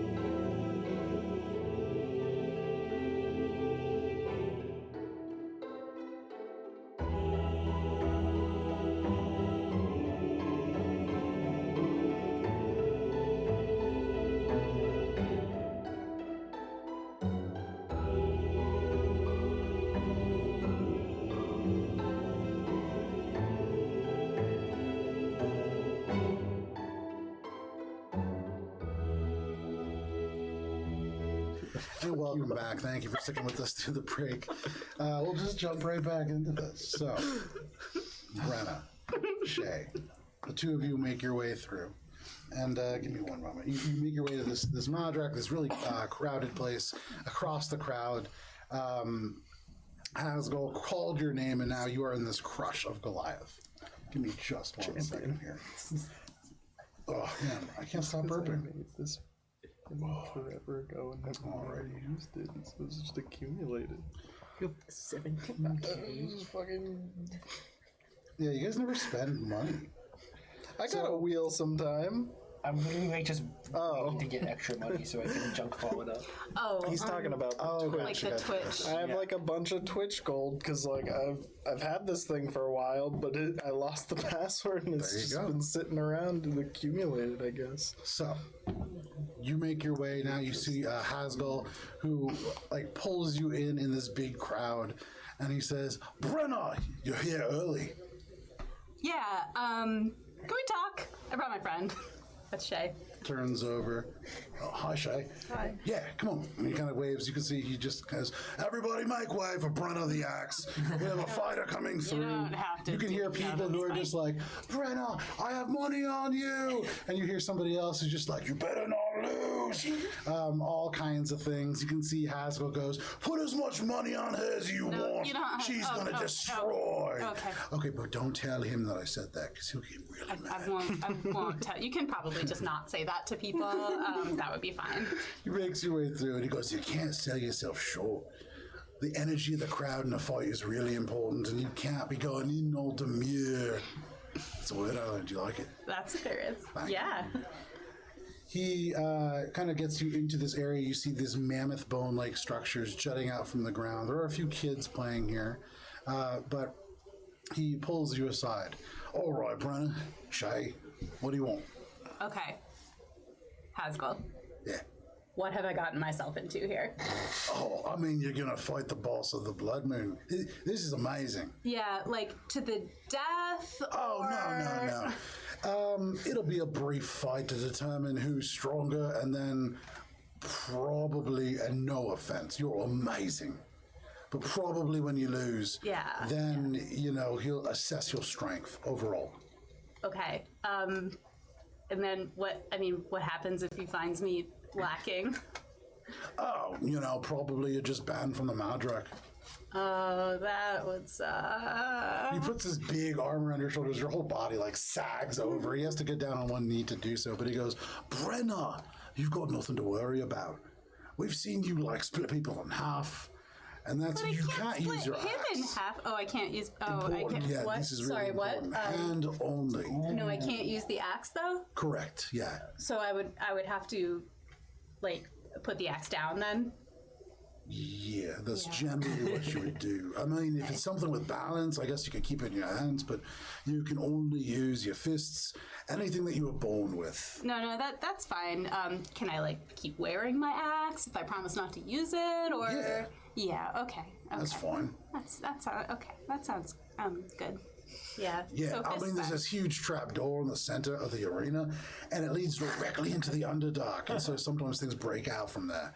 And so it would be good to keep your weapons on you just in case. Yeah, okay, right, because and that's why I want to keep my weapon on me, not because I fear putting it down. Absolutely not. You don't fear anything, bro. No, Shay's just saying they're like, yeah, Make an no, insight okay, check. so what? If Akra was there, he would be staring so hard right now. 24. With the 24, Dad. just like focus on this interaction, and you see Brenna talking about it. She just definitely doesn't want to put it down. Not that, she just wants to hold it for, you know, maybe sentimental purposes. There's an element of this that doesn't seem genuine. It doesn't land true in your ears. You don't really need monastic training to determine that.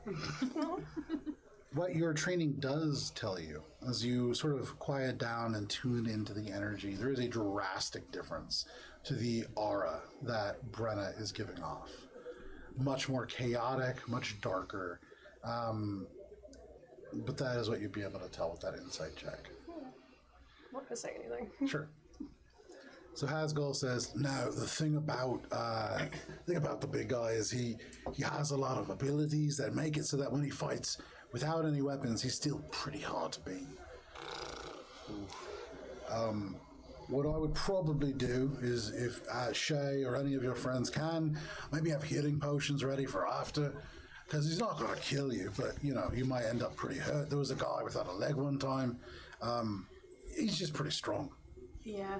Okay. I glance at Shay and I'm like, I don't have any healing potions. you got anything? Right, well, I've seen Shay stabilize people lots of times, so I'm just like, don't worry, Shay, you got this. Like, regardless of what she responds, I'm just like, yeah, no, you'll keep me alive, right? Yes, yeah. that's Okay. why I'm here. Yeah. I'll just tell you this, people rarely die in the ring. Rarely. Yeah, maybe like once a week. It's really generally due to the Underdark. So the way that this typically works, this is special. Usually you have to wait until about 6 o'clock. That's when the festivities kick off, and there's 3 different fights every night, except for Sundays. But the end is usually a melee against whatever we've captured in the Underdark, unless it breaks out, of course. And then we end up having 2 fights, and one's much bigger. Okay, so if something from the Underdark breaks out, then can I use my axe? Well, yeah, but on the creature. Yeah, okay. Or right. creatures, Yeah, depending. like on the creature. Yeah, okay. All right, well, that all sounds good. Time to get going yet, or? Kind of looks up, and you can see over by the area where these tall walls are. There are tons of people. You can see torches have been like laid along. There is like these almost rhythmic kind of like drums coming from in here. This is a big deal. You can see Haskell turns back and says, I reckon you have probably about a half an hour if you need to do anything to get ready. Strong drink, maybe? Yeah, we could do that. Come on. And he kind of like puts an arm around. He turns to you, Shay. You want something to drink?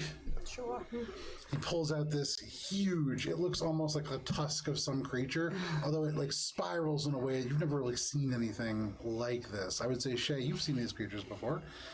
These are called, I think they're called onkonks, but they're, you would remember, Fucking woolly. these are very woolly, almost yak-like creatures that almost have these dreadlock-like fur. They're endorsed by Gunter and Morwen. There is a series that are, yes. But you see this flask come out, takes out the cork, and offers you a strong-smelling spirit. I will take it. There you go. You take a swig. Offers it over to you, Brenna. I drink probably like more than I should in one gulp, you know. Make a Constitution saving throw. Probably tastes like battery acid. 14. 14. Okay, no problem. Look, you take this big, long drink. As you wipe the remnants away from your mouth, it burns and stings. But you're feeling a little better. You feel a little bit more confident about this. And as the crowd begins to get a little bit louder, you can hear now chants. They're not chanting for you. Oh. You hear Uzatan, Uzatan begin to like rise up. And Hasgal turns to you. Well, shall we? Shay, there's going to be a box for you to be in, and I think I sort of assumed the rest of your pack would be with you. They'll catch up in a bit. They had some errands to run. All right. Well, let's go. And he begins to guide you on in. As we're walking, do I think that I can surreptitiously use bolstering magic, like without anyone noticing? You could try. You'd imagine that's going to draw a really negative reaction if you Okay. get caught. No, I'm not going to risk it. Okay. You make your way through. This It's crowd. an extra D3 is not worth it. Do we get there before they get into the ring? You're probably arriving in visual sight of this place right as Brenna disappears, so you don't see her. But yeah, certainly, you guys are coming to this space right about now. Probably too late. I was gonna paint you enhance ability. Aw. Brenna, as you walk by, you can read. What languages do you speak? Common, Dwarvish, Gnomish, and Undercommon. Okay. You can't read any of the writing here, but you can see rudimentary pictures of Goliath of various kind. You can see some huge giant-like creatures. You see other things that actually you are very familiar with. You see the bullets, these like long, almost like underground rhinoceros-like creatures that tunnel through. You can see interesting imagery of like these worm-like creatures as well. This almost looks like a fight card, but you can see crossed out, and below in common, you can see one day only, Brenna the Axe. As you walk through, there is respectful space kept here, whereas before out in the area, people crushing in with the prospect of a battle, people like giving you this space. You walk through relatively uninterrupted. You get to a point where you are ushered on beyond, and Hasgal turns to you, Shay, and says, I can show you where you're going to be sitting, but warriors only beyond this point. Of course. All right, Brenna, you'll do great. Thanks, bud. Shay, would you give us just a moment? Of course. Just walk. Not totally out of earshot, but okay. Make a perception check. Isn't your perception like It's 90? also not probably like a quiet enough. guy. 24. Yeah, okay, you hear every word of this. He bends down to one knee and gets really close, and he goes, listen, Brenna. I really shouldn't be telling you this, but you've done a great job, and I really think that you could be a great part of our pack. Uzatan is not just a Goliath, okay? You have to understand. He's able to do a lot more. He is the only person in our pack who is representative of the magic that we can do, and you need to be careful of that. These effects that he can do, he can pile onto each other and deliver a critical strike that is going to... I don't know if you could survive it, Brenna. You're tiny. I'm gonna like do my best to just like smile at him and pat his big arm and just be like, I guess we'll find out. If his fists begin to glow with the color of moonlight, you cannot get punched by that, Okay. okay? Yep. All right. I'll try. Good luck, really hard, Brenna. thanks. And he Okay. stands up, gives you a big pat on the back that almost knocks you over, and he turns around. Hi, Shay, let me show you the box. And you guys end up going up 2 flights of steps, and you emerge into like a open balcony. There are really nicely carved wooden thrones, clearly stolen from somewhere else, that have been laid out, the tallest in the middle. And at this point, as you get closer, you get the sense with your insight check, the Goliath getting a little bit more nervous every step. And he turns and says, no, you're part of Brenna's pack, so I want to warn you about this person. This is the person in charge of the whole arena, and she has requested that you join her in the box, so just be on your best behavior. You don't talk a whole lot, I've noticed, so you'll probably be fine. I am here as an observer only, All right. and to support Brenna.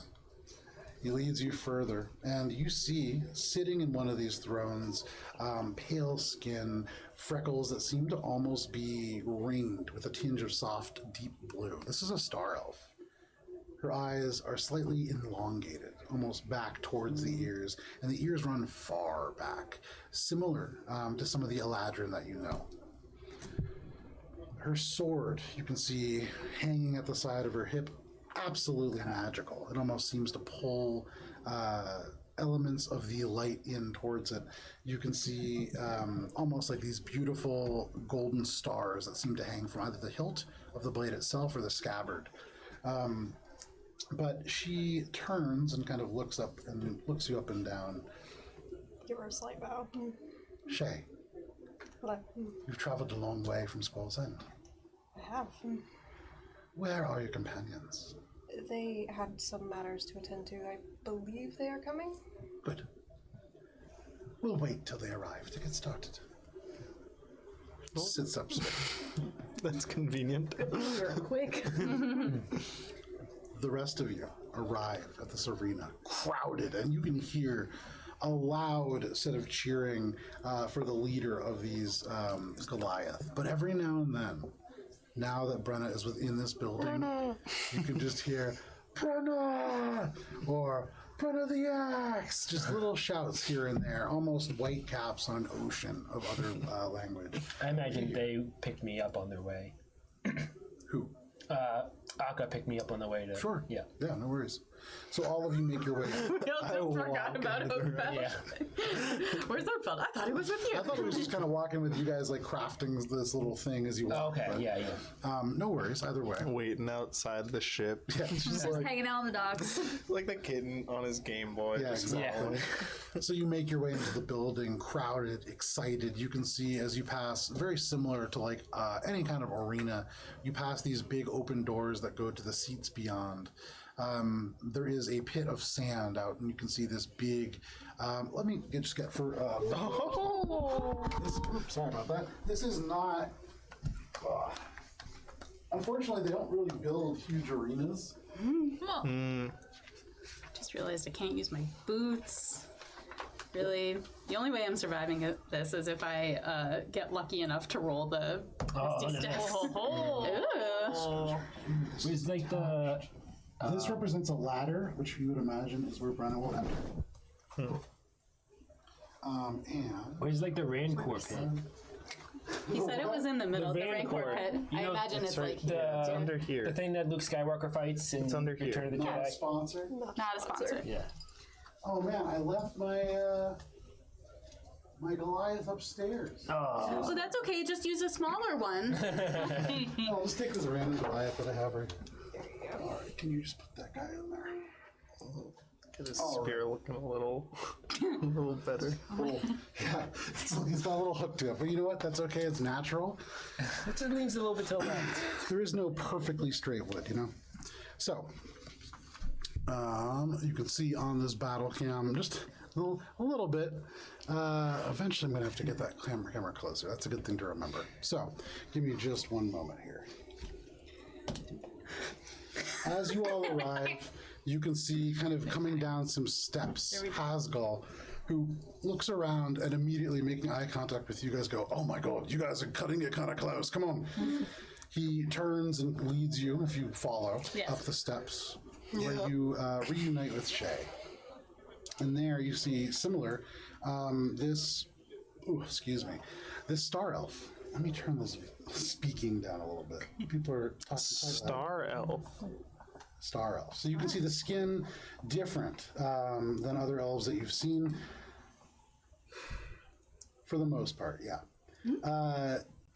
She's about 5'10", incredibly fair skin with almost a tinge of blue, straight hair, waist length, kept out of her face by an armored headband with curved elvish design.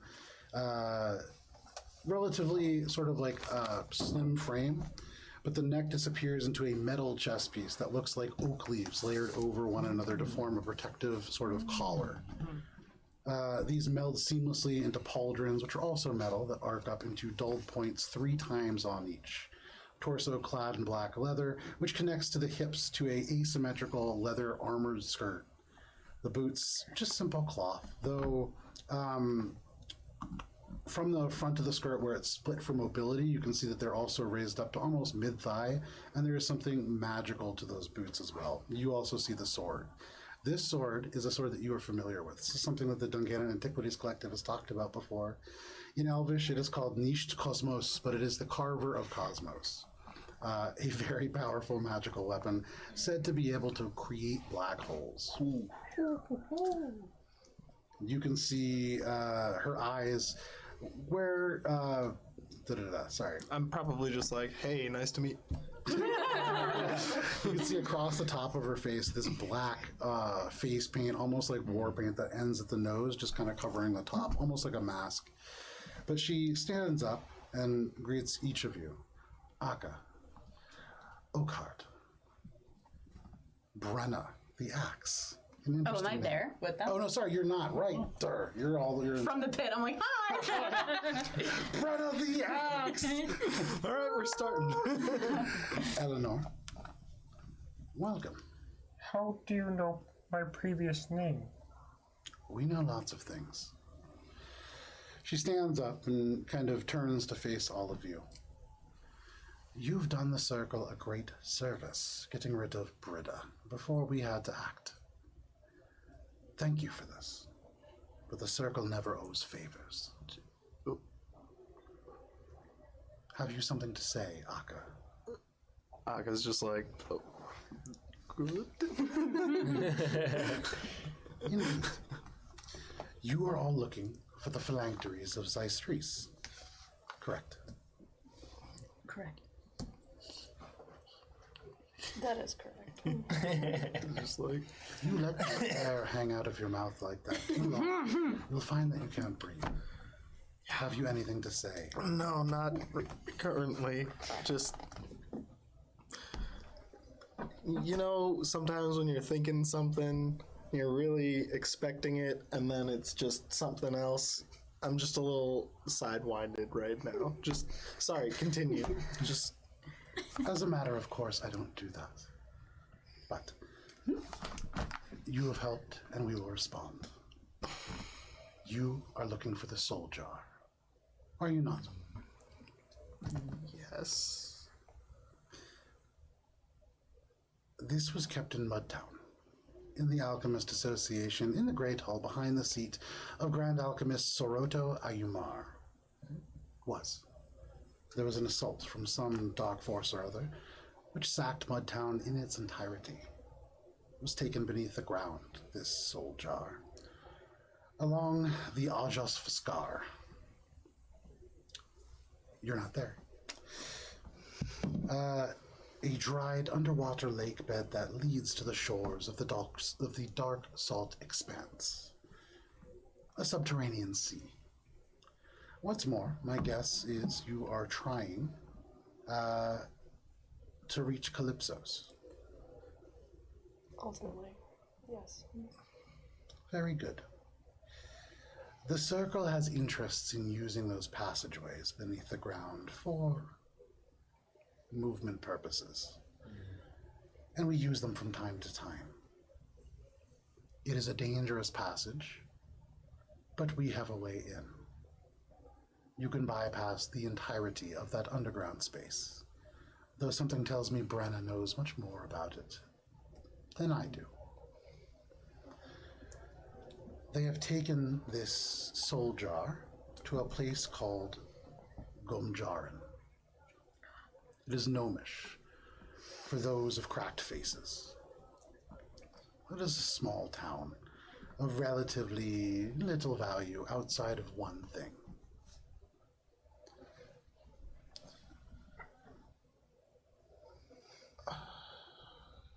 Why are you helping us?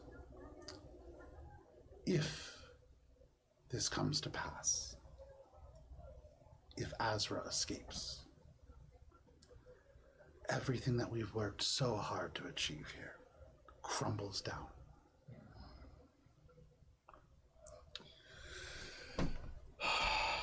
All right, well, thank you. I don't... Never really We interacted appreciate with the Silent the- Circle before. You're saying that out loud? No. We deeply appreciate the hospitality and the assistance. As you might imagine, this has been a troubled journey for us. You more than most, Elanor. Fair. It's not many that betray their entire crew and live to tell the tale. Yeah. I'm actually quite surprised I don't have more trouble here at the moment. You would have. However, you've helped us, and now we help all of you. The entrance to this space is difficult to access. To reach it, you will need to travel through the outer shell of a place known as Coldstone Flow. This is a dwarven citadel far to the north, and one that is carefully guarded. We have not been within, only into the element that they call the seep. We will send a guide to bring you to Stoneflow, and what's more, we will have somebody meet you, a person on the inside. They'll help you get through the populated area. From there, you're on your own. Very well. Is there anything we can retrieve while we're down there?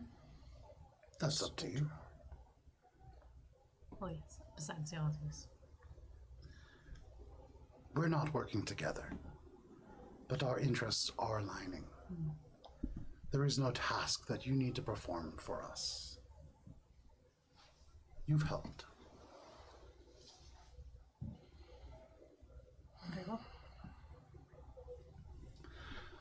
I will send ahead and let them know that there is a group coming. Aga, Shay. There was a time where you were known as the Finger Gang. What? I know, right? Yeah. Tough.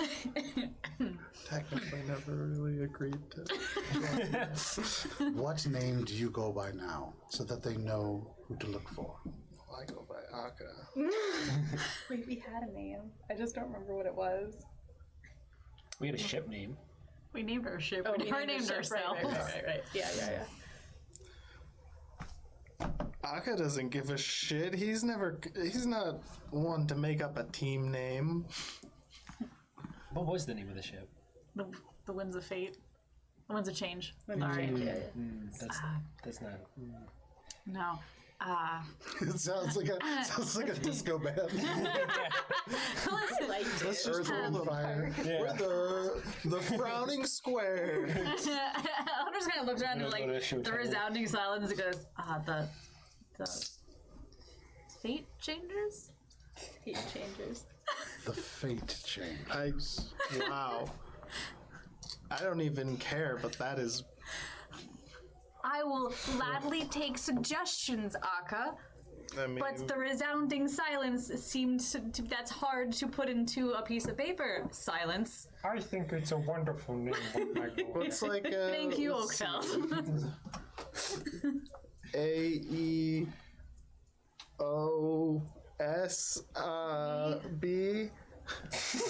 A better name. Trying to do what Meld did, I would recognize probably not doing that. As soon as one of their members died, it didn't fit anymore. So. Well, we would update it, I guess. Can we put a pin in that until after the fight, and then we can all brainstorm because we have not named ourselves. This particular configuration is still fairly new. She puts a hand on the armrest and kind of sits down in this larger wooden throne. Well, let's enjoy the show then. Kind of zooming back into you, Brenna. All right, here you go. Find yourself. Wish I had been there for that conversation. Joe? Pull you in. I know, it's weird how that happens. Hasgal at this point is returned over to your side. You can see he comes over and he's like, all right, so a couple things real quick. Obviously, don't use the axe. Yeah. And then, you're really not supposed to hit people below the belt, but honestly, it happens all the time.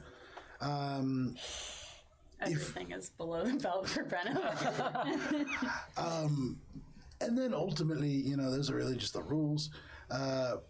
You're not supposed to kill each other, but it does happen from time to time. So if you do, you're not going to, but if you end up killing the big guy, not a huge deal.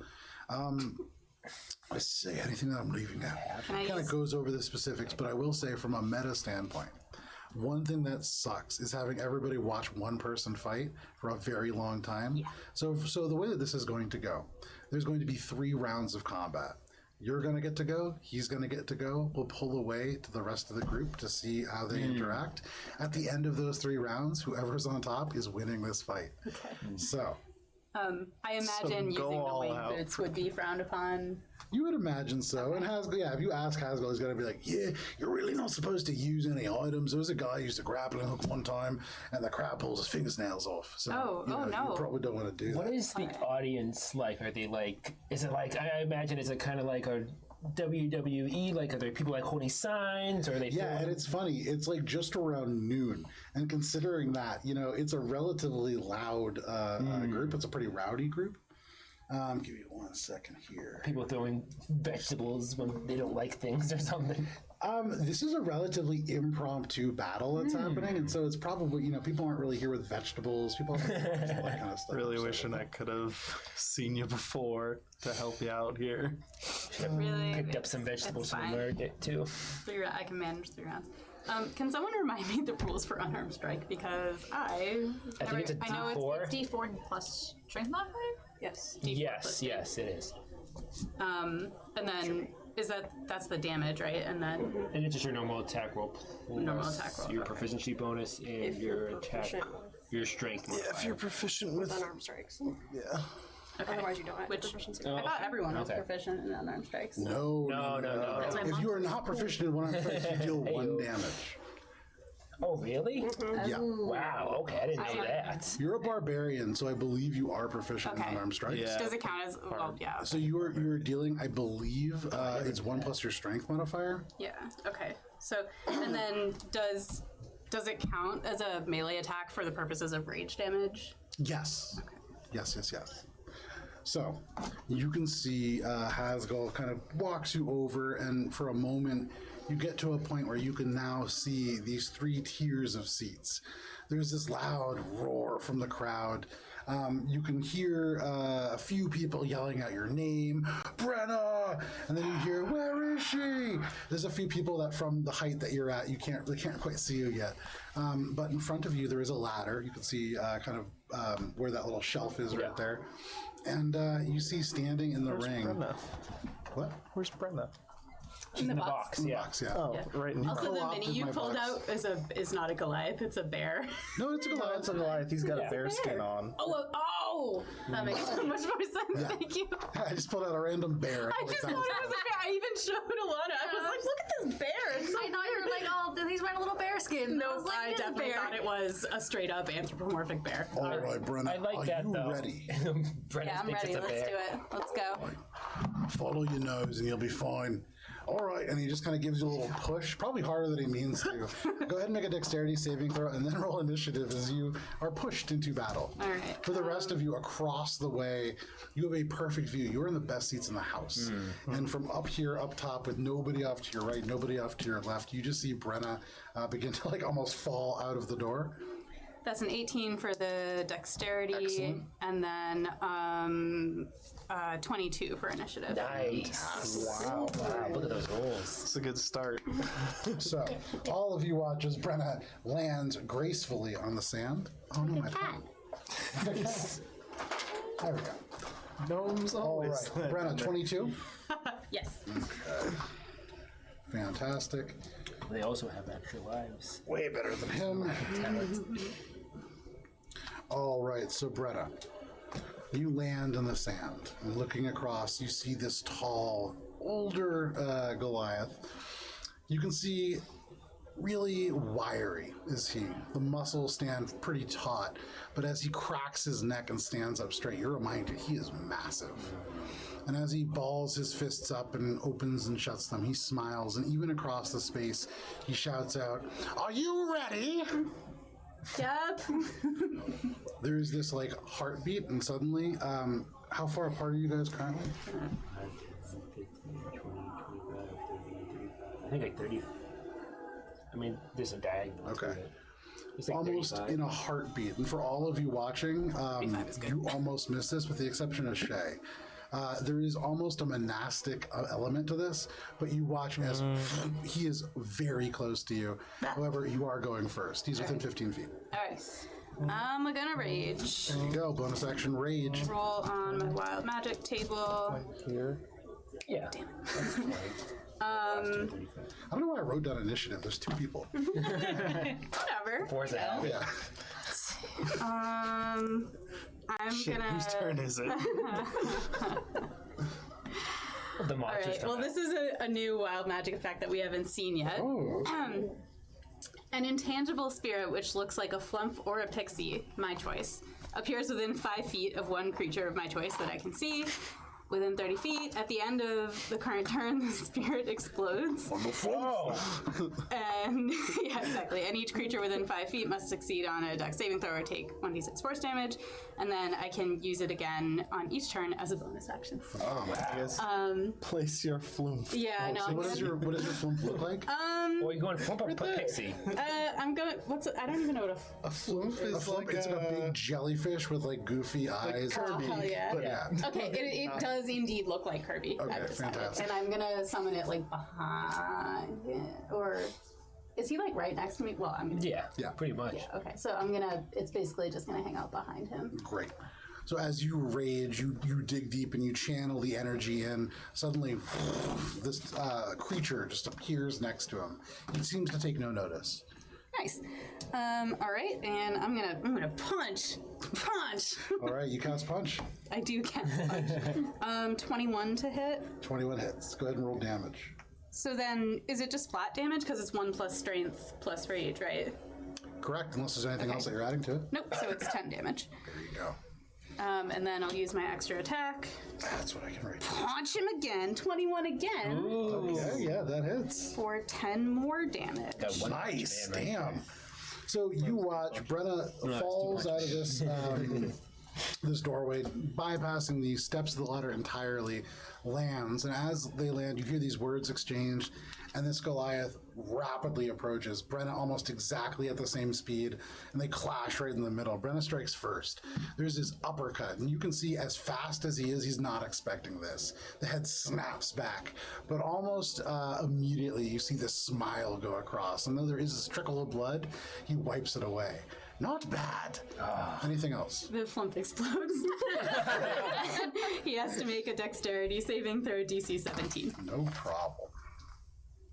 What does it look like when it explodes? Yeah, that's going to be a 21. So, success?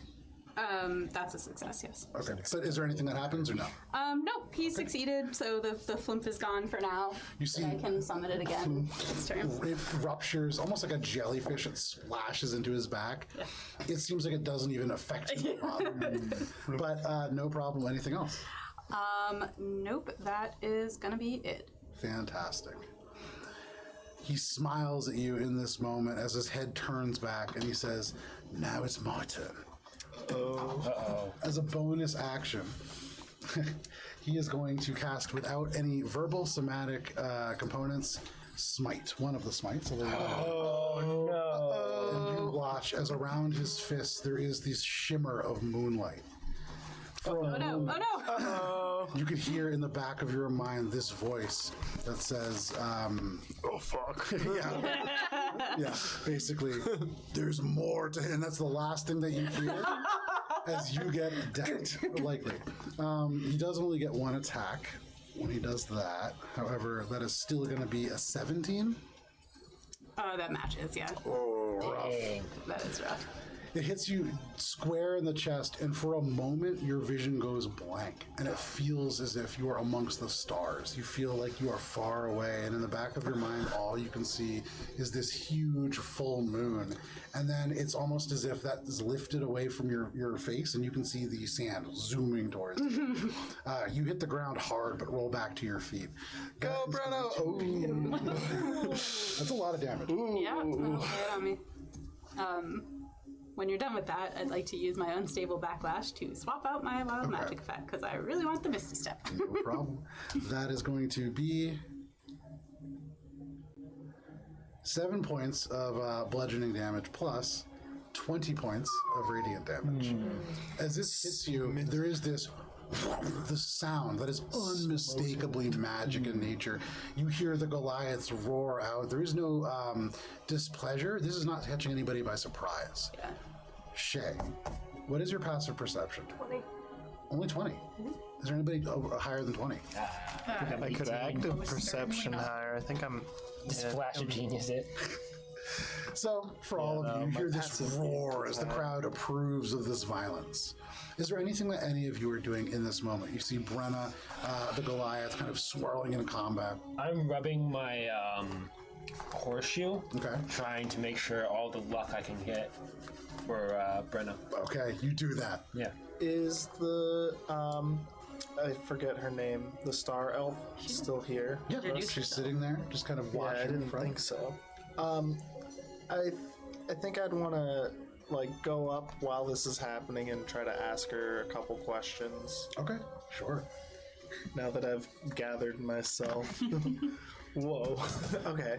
Now I can No problem. try that again. You can turn and talk to her. Can Elanor try to influence the crowd to cheer on Brenna? How are you doing that? She's gonna kind of get up to the edge of the box and be like, Brenna, tear him apart! Make a we'll call this a persuasion check.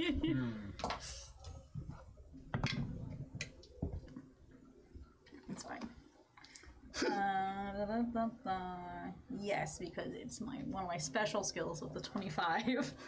So in the fighting pit, Brenna, you get nailed. And as you kind of roll to your feet, there's a moment where your vision swims, and this Goliath seems even bigger. As he smiles, for the very first time, you see this individual's mouth. And unlike many older Goliath, who their dental hygiene not great, the teeth are brilliantly white and sharp, surprisingly so. This individual smiles. And in this moment, he's about to say something, and you hear in the back of your mind, just far away, "Go, Brenna!" from Elanor. And then from somewhere else, you just hear, "Brenna the axe!" And there's this loud cheer off to the side. You see the Blood Moon look around, a little bit upset at this, but certainly distracting him somewhat.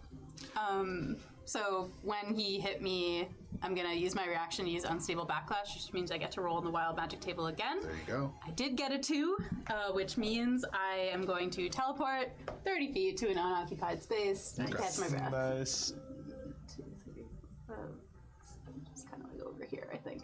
That should be okay, right? Yeah, so he hits you hard. You roll up to your feet and sliding in the sand. Suddenly, you disappear and reappear 30 feet away. You see the eyes look around and then turns. There's this loud cheer, this laughter. Everybody loves this. But in the moment, he seems a little bit confused. Elanor, you yell out, "Is there anything anybody else is doing in this moment?" As And you're rubbing for luck. Yeah. Are you doing anything? Watching. Alrighty. Brenna, what do you want to do? All right, now that I'm caught my breath, I'm going to run up to him, sock him again, and then bamf away again. Go for it. Alright. Punch. Another 21 21 hits. for Good 10 roll. damage. And then extra attack. Dirty 20. The dirty 20 hits as well. Also 10 damage. And then I bamf away back to where I was before. Brenna disappears, and as she disappears, kind of sliding with the momentum, you take one step back and then rush forwards through the sand, almost parting behind you, and you lead in with this huge punch. You can see he goes to block it, and in this brief moment, it's like there's a switch that's flipped, and you lash out with your feet instead. You kick him right in the side of the knee, and you hear this crunch. For the first time, the smile falters just a little bit, but it remains. Anything else, Brenna? That's it. Okay. Same thing as before. You can see grits his teeth at this. The knee kind of cracks a little bit, and he turns and he says, "You really are something. One more." And he reaches back. He's going to hit you again. Same exact thing. You see the energy concentrated into his hands. Is he coming up to me to do that? Yes. He has 45 feet of movement. Knocks over a barrel on his way. You know what? Actually, yeah, he certainly does. The barrel goes off, and you notice the wood gets a little bit lighter. However, as he comes in, that is going to be, okay, much higher, 24 to hit. Yep. You are taking 8 points of bludgeoning damage, as well as 31 points of radiant damage. This hit, as it goes across, there is this spark of bright lunar energy that erupts around him. He manages to knock you a little bit away, and in this brief moment, you can see, again, smiling, and in the back of your mind, you hear, "There's something that smells off about this one. You cannot lose." You feel almost compelled as you are knocked backwards. Your axe yanks you, and you do not fall backwards. You stay standing in the exact same space, but that is his turn. The rest of you, you see, again, this bright flash of light as Brenner's hit. Is there anything you guys are doing? Can I ask some questions of? I'll save that till the end. Yeah. Okay. Do I recognize any elements of his fighting style? Make an Arcana or History check, your choice. Call history, and that's a 16. 16. Not right off the top of your head. Yeah, there's elements of this kind of magic that maybe you've heard of. Clearly some kind of a moon-related thing, but hard to tell beyond that. Could I do something? Yeah. under my cloak, could I summon 4 bamboo sticks? Okay. And I want them to be hollow at the ends, Okay. both sides. And then I'm going to join Elanor. White Magnolia. And I'm going to kind of bang on them like, do you know, like if you ever go to a stadium, they have like those boom tubes? Yes. Yes. Amazing. And I'm going to give one to Elanor, a pair to Elanor, and just kind of go like, here we go. But I guess for this one time, I'll say Brenna's name. Okay. You hear this? Make Weird. Yeah, it sounds a weird. persuasion check, sure. Make it at advantage as you are using these thunder sticks. Can I have do you one of need your to- dice? Because I never rolled. Poison. Honestly, it's not the dice. You're just bad at roll. Yeah. You know, never- I picked the feet lucky this In my time. life. There you Oh, go. did you? Yeah, so Smart. I'm going to see So I if will let you know that nobody has seen an enemy with luck yet, but that will change. That's my rule. I don't have it until players do. Okay. Just as a heads up. Fair. I mean, Oakwood's, he's all about luck. He Yeah, there needs you go. it. You definitely- You've introduced luck into this world. I do Will Wheaton. That was terrible! It's a 4. Absolutely It's a terrible! 4. Why would you do that? Roll it like a You normal take out person. these sticks, and right as you're about to whack them together, there is Can I a lucky it? very firm. If you would like, Oh, yeah, of course. go for it. Yeah, reroll it. Give me another roll. Oh Give me my another God. dice. You're just gonna I'm roll poison something all of well my for once dice. in my life. Oh, wait, no. So don't roll it like Can't a... drop No, it. don't do that! How do I roll it? Just do it like a nice little... Oh my god. It's a 17, that's good. Weird. Weird how not rolling like a doofus makes you roll well. I don't think that has anything to do. Plus 3, so that's 20. Dirty you 20. go. I've never had a dirty 20 ever. You pull these back, and right as you're about to slam them together, you look and you see this little hinge where there's a small crack that would have broken. You're like, oh. You throw it aside, grow another one, take it out, and start smacking them together. This loud noise, Brenna. You can hear everybody else now begin to grow in, and you hear now only these cheers for Brenna. the Nice, Axe. nice. This seems to take over, and then suddenly you hear more smashing, and you look over. There are people holding tankards and smashing them together. Nice. There are people holding like a shield.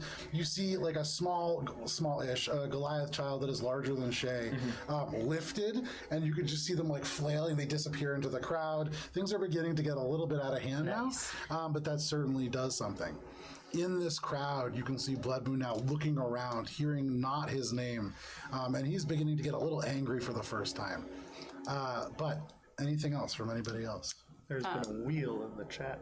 Oh, hell yeah. Also, I'm going to use my reaction to swap out wild magic again. There you go. Go for it. Eleanor's just helping with, like, she likes the idea of smacking these tears together. She's into it. All right. There you go. Yeah, I probably made you some. Multicolored lights surround me, and I get +1 to AC. As these chants of bread up begin to just cheer around, suddenly these lights begin to emerge, and Brenna is sort of bathed in these like almost like disco ball like effect. There's this huge roar from the crowd, and even Blood Moon nods and says, "You're a showman, I'll give you that." However, that brings us to the final round. Brenna, How much? go for it. 13 to hit. 13 is a miss, unfortunately. Really? Yeah. All right, I will try to hit him again. That's a 25 to hit. 25 hits. And damage. Sorry. All right. I think I'm gonna win, you guys. At this point, he walks up. You hit him just a little bit more in the leg, and this time you can see it's almost like he moves in preparation for what you're doing. You are a barbarian. Your fighting style, though effective, not very varied. And now it's almost like he can time your blows. As you go down again, this time he steps aside and the axe hits the ground. In the back of your mind, you hear a frustrated, "No!" And this time you can see the big teeth, almost canine in nature, as he says, "It was a good try. You are a worthy warrior, Brenna, but not good enough for this pack." He is going to hit you one more time. He is ahead of you on damage already. However, that is going to be a 17 to hit. No, it does not hit because I got There you plus go. 1. Nice. And so, for this last moment, you catch his fist, and there's this of energy as you hold it. And for just a moment, he pushes you down and down and down, and you can hear this roar in the back of your mind, this draconic fury. And between that, the smack of these lightning sticks, things going together. You see a small child just across the crowd, like almost crowd surfing, but they're not into it. And in that moment, just so much happening, you lose your grip. He slams you into the ground, and though you do not take damage, there is this loud cheer. And for a moment, he kind of gets over you. And then right as he pulls his hand back, he thrusts it out and offers it to you to help you up. I grab it. He lifts you to your feet. In this moment, there is this loud cheer, everybody cheering. You can even see the elf up on the top kind of nods and says, "Your friend did well." And at this point, I will pull you out of combat. As Brenna, you Didn't die. not succeeding necessarily, but you're not dead. I'll call it a draw. Call it a draw. I didn't dip below 100 HP. That's success. Oh, wow. There you go. Yeah. And so in the wake of So this many now, HPs. so many HPs. In the wake of this now, people are very happy. People are chatting. People are beginning to leave. You can see the little kid kind of limping with some help. The father trying to go over going, "Sorry about that." But you have passed this sort of test. And now a couple of the other Goliath coming out. You can see they pick up this older Goliath. They bring him out into the crowd. He's like high-fiving people.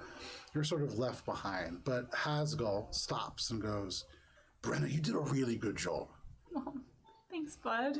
I'm sorry you can't join our pack. That's okay. I already have a pack. I know, but you would have made a really good werewolf." Kind of claps you on the back. "Well, What?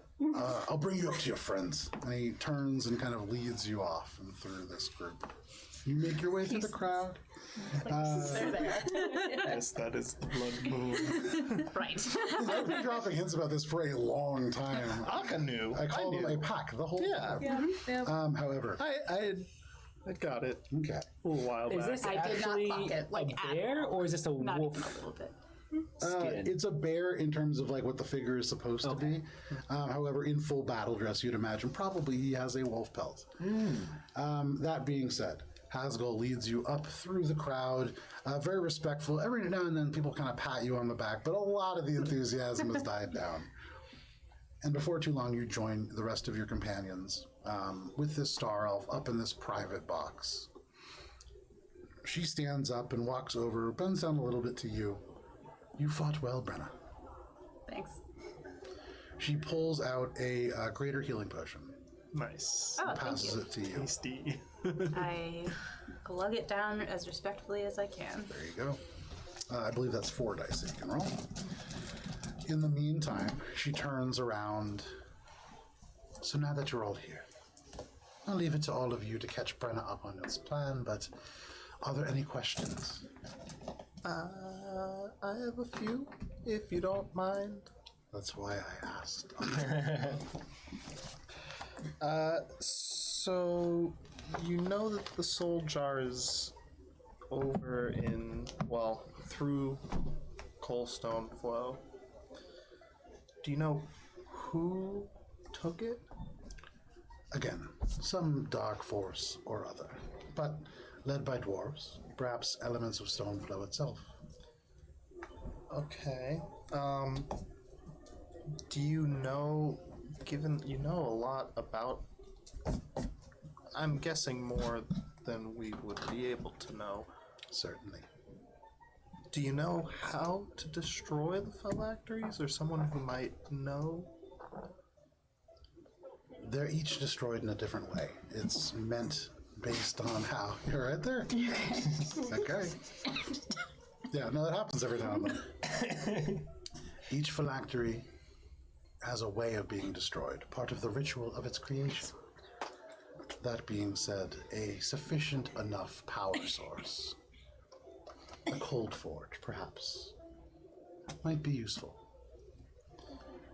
Do I recognize the name of the place you said? What was it again? The Coalstone Flow? Do I recognize that?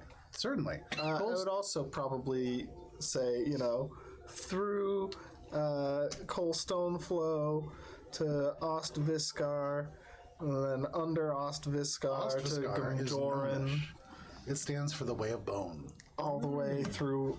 I'm gonna go through her whole what other place names? Gumjaran. Gnomjaran, very intimately. In that moment, Brenna's jaw drops, and she goes. And yeah, Oh, no. Yeah, I know that area. That's that's my hometown. So yeah, I can yeah. She nods at you, this elf, and she says, "And for you, little one, this will be hardest of all. Your home is not what you remember. What does that mean? To call it a shell would be generous. The living do not populate that place any longer, but their bodies still walk."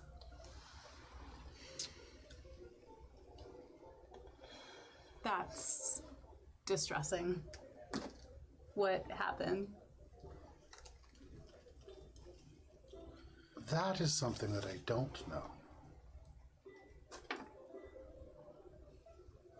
But I would imagine it has something to do with the magic that your people use. It is potent. It comes from an old part of Alberon. And if this group is attempting to do something similar to you... Are you okay, Elanor? I'm fine. I started to cough while I was drinking, and so my throat is now, I'll recover. Down the wrong way. That's always the worst. So, she says, the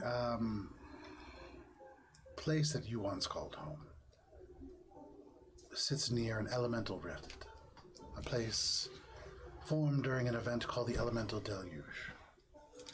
It is known as the Hellfire Corridor, and it is from there that beings from the plane of steam can enter our world, and we can enter theirs. However, with the right abilities, it would be an easy place to cross into any plane. Akka looks like he's gonna throw up again. That's fine. This is a lot to take in, Akka. What other questions do you have? So many. Brenna's just gonna kind of wander away. She's still listening, but Okay. definitely removing herself from the group. Sure. So we can probably assume it is someone generally aligned with Zystris because they have the soul jar or are Line bringing down it somewhere. as they have it. Yes, as Brita was. I mean, I guess it's expected more of the same with these. Perhaps not initially, but certainly now. You don't know anything else about what might have taken it? There are accounts. Roiling mounds with a dwarf at its center. But it's the accounts of madmen. Whatever they survived must have been horrific. Elanor kind of thinks back and is like, we spoke to someone. Didn't we? Thalgar? Tiger? They witnessed Mudtown being destroyed. They had account of 2 dwarves from the Underdark, and then Thalgar. You had spoken to somebody who had been, back in the Watchful Holdfast, amongst various refugees coming from Mudtown in the region, you had heard from that individual that yes, there was 2 dwarves who were leading this assault. One wielding a blade, an axe that seemed to be composed of like a darkness. Yeah. So, at the very least, we know about that. Likely culprit. Has anyone just Brenna pipes up from the corner? Has anyone described what this dwarf looks like? No. do those names mean anything to you? Which names were those? Sorry. Tholdor, Thaldor, the two dwarves. It's a dwarven name. To know anything about a dwarf, you do need to know their last name. True. Do you know what the soul jar is capable of? Yes. Although I will say most of what I do know comes from those that I've worked with in the Pledge. They believe that there is the capability of bringing back the souls of those long lost. The capabilities of transferring from one body to another, though one of the two spirits is often lost. It's also capable of controlling anything that has died recently around it. Perhaps one of its most sinister uses.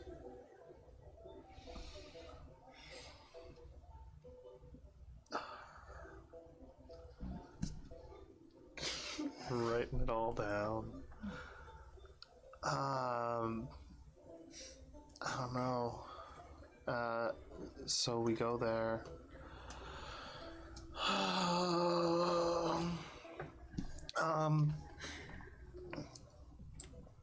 Okay.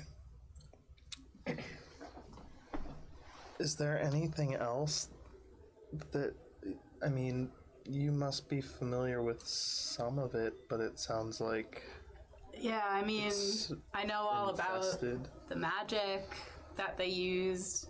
I mean, I left because I hated it there. But, you know, I mean, I know how to find it. I know all about the weird salt magic that they use, but I'm not sure what we're going up against when we get there. By the sounds of it, ghosts, undead, and a couple of dwarves. Yeah. Well, we don't really have much choice, do we? Us wind changers will surely accomplish any task we encounter. Now, is it wind changer Oh, or did fate we- changer? Are we still workshopping that? It's like, Yeah. yeah, everything that I've kind of put together so far While has been they're pretty asking terrible. that, Yes. gotta ask about the sword. I'm just very curious.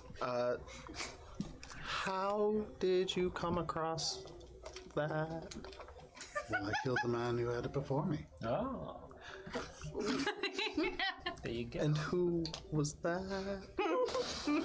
We're getting away from our purpose. Just as information that very does cost money. Interesting. How much? How much? He looks you up and down. Aka, I know quite a bit about you. I have already assumed that, which is why I'm being so forward and honest with you. Your organization has no interest in my items. That wasn't a question. I'm just more, personal, It's just a very interesting sword. Maybe And we'll now- find you someone with a magic sword to kill. Oh, no, I'm just, And So you can have sweet. their I'm magic sword. admiring the craftsmanship and, it's a nice meaning, no disrespect, of course. There's no disrespect, but it's time to be interested in something else, Aka. Yeah.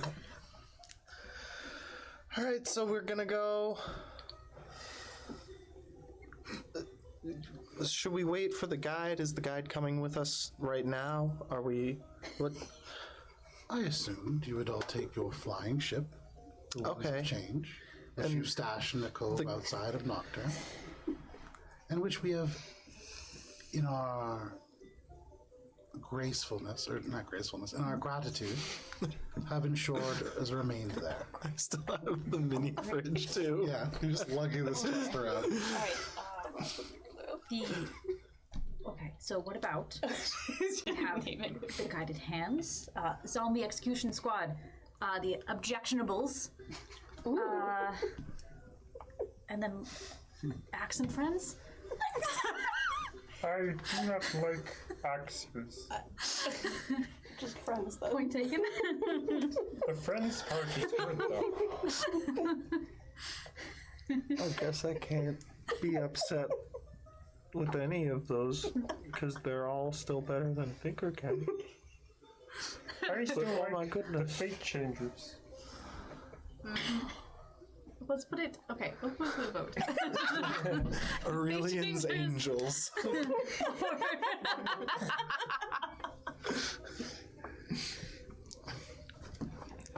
How about fate changers or the objectionable friends? Yes. For what it's worth, they're both accurate. I vote for objectionable friends. Can it be like the Fate changers. objectionable friends and also I do want to Akka? interject. When you listen to the tales that the bard sings of the first heroes, of Meld, and of the objectionable friends,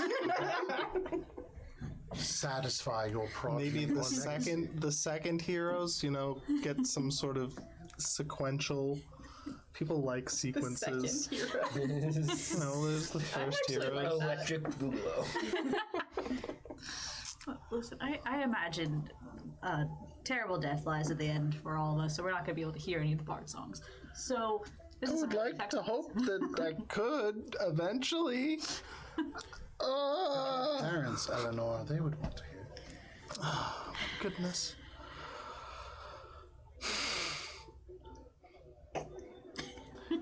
Maybe I put it out there.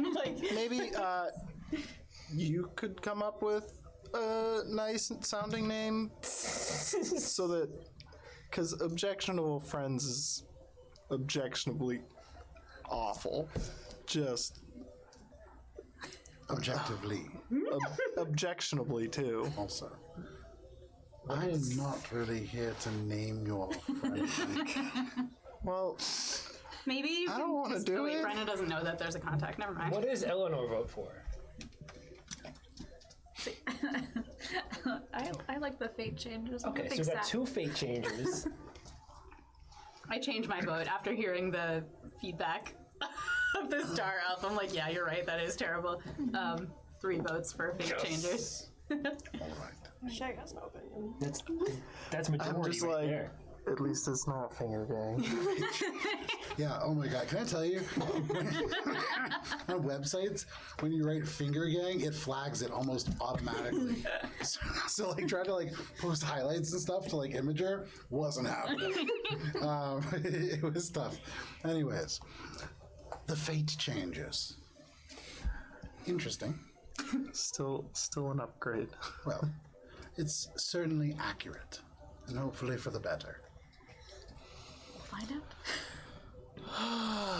Also, is there anything I could do to make sure my parents aren't immediately hunted by the circle? Or is that past? We've left. Not to worry. Okay.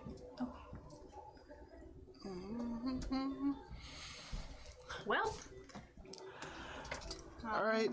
Well, good job in the fighting, Brenna. Let's thank you very much. You're welcome. I'm thrilled that the circle and us have left on amicable terms. On neutral terms. On terms. Like We're familiar with you now. I had also assumed that pretty much as soon as we had entered the city, probably even before. But noted. She gets fairly close to you. A little closer, steps right up to you. Almost eye to eye, she leans in. She holds on to your forearm. And for a moment, you feel something Wait, which hard one? pressed against it. Your physical forearm. Okay. When you see the smile, do not interfere. She pulls back, and in your arm, as it slides into your hand, you see something very similar to what Gunter had at one time. You see these two crossed eyes and then a stitched smile that goes across the face. Did they just give me a patch? You don't know. It's just a little bone token. Oh no. She's kind of draws back. Spot. Is it like the black That's spot? what I'm. That's what There I'm is an hoping not. old Aarakocran roost on the top of Coldstone Flow. You can leave your ship there, and that is where I will have the guide meet the fate changers upon the winds of change. Those two things together. From there, and this gentleman's name is Carbon Cord. Sorry, that's because Dwarvish. Carbon Cordharsh, which is for those of you who speak Dwarvish, it's cord hammer. Very good. He will guide you through the more difficult parts of Coldstone Flow. Okay. Thank you very much again. This as well. I hope. I would. I'm gonna, as we're like making our way out, I'm gonna whisper to Elanor, like, do you want me to ask about like getting a cleric or a potion or something? Are you okay? I feel like we shouldn't go into this fight, but I feel weird about asking without your permission. Do you know of a cleric that will fix this? She turns and she kind of looks you up and down. Smiling Jack stabbed me a bunch. Smiling Jack. Yes. Wait, This- you don't know about that? Well, Smiling Jack is abroad. He's in Derby at the moment. Well, it wasn't him, but A sand version of a Interesting. sand Sand dog. guy. I'm surprised that you wouldn't know about No, that. no. This is interesting. Thank you for telling me this. I will have words with Smiling Jack. But for the rest of you, enjoy your trip. Thank you. She sits back down, and you would imagine it's time for you to leave. Yeah, that's Kinda our like cue. slowly backing away, still trying to like figure out how to read this woman, but I feel like there's no way. Like knows everything. I'm just gonna. Yep. Thank you. And goodbye. And then immediately pull out this thing and be like, what the fuck is this? So, looking at it, it is a bone medallion that bears the crest of the Silent Circle. The last one of these that you found was actually in Nocturne. You had not found it. Morwen had stolen it, and then eventually it ended up in your possession. Right. But this had been in the belongings of one of the people at a gambling table that she had been at, and she stole it from them.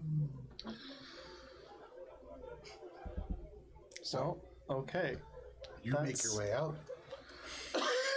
Sorry. Down. And you now stand in the front of this Coliseum. There are still people here, but as it is maybe like 1 in the afternoon, people are like going to work now, like going and doing actual things. This is a pretty special event. People still here and there are patting you on the back.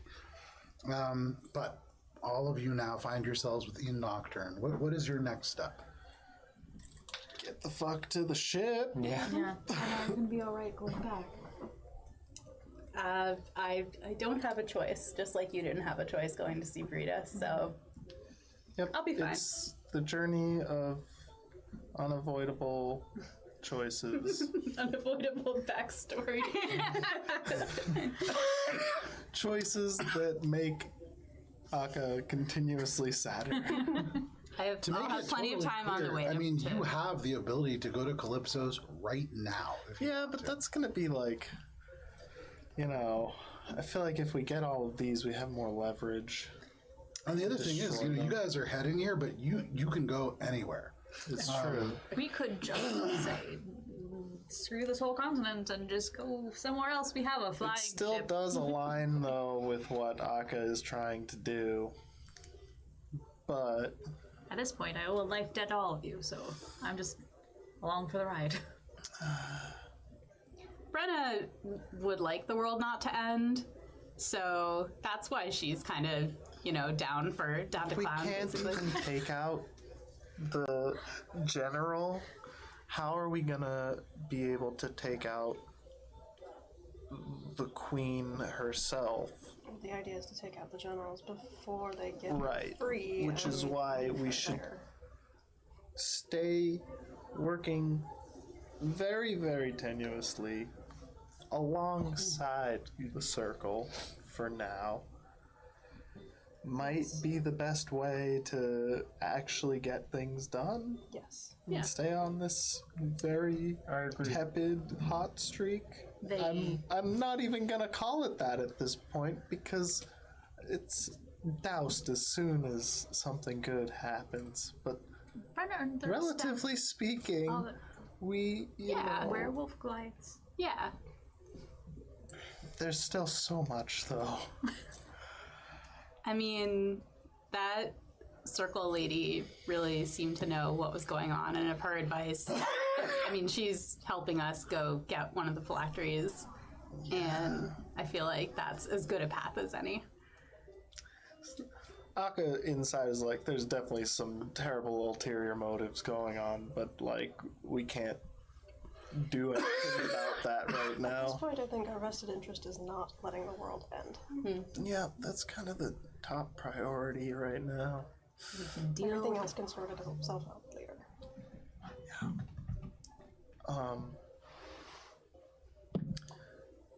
The thing though is that ritual is pretty concerning in terms of the time that we may have. Which ritual? Akka produces this infernal drawing. And you speak a little bit of Dwarvish. You can, with Akka's help, you can definitely decipher it, no problem. Yeah, I'd like read the whole thing out.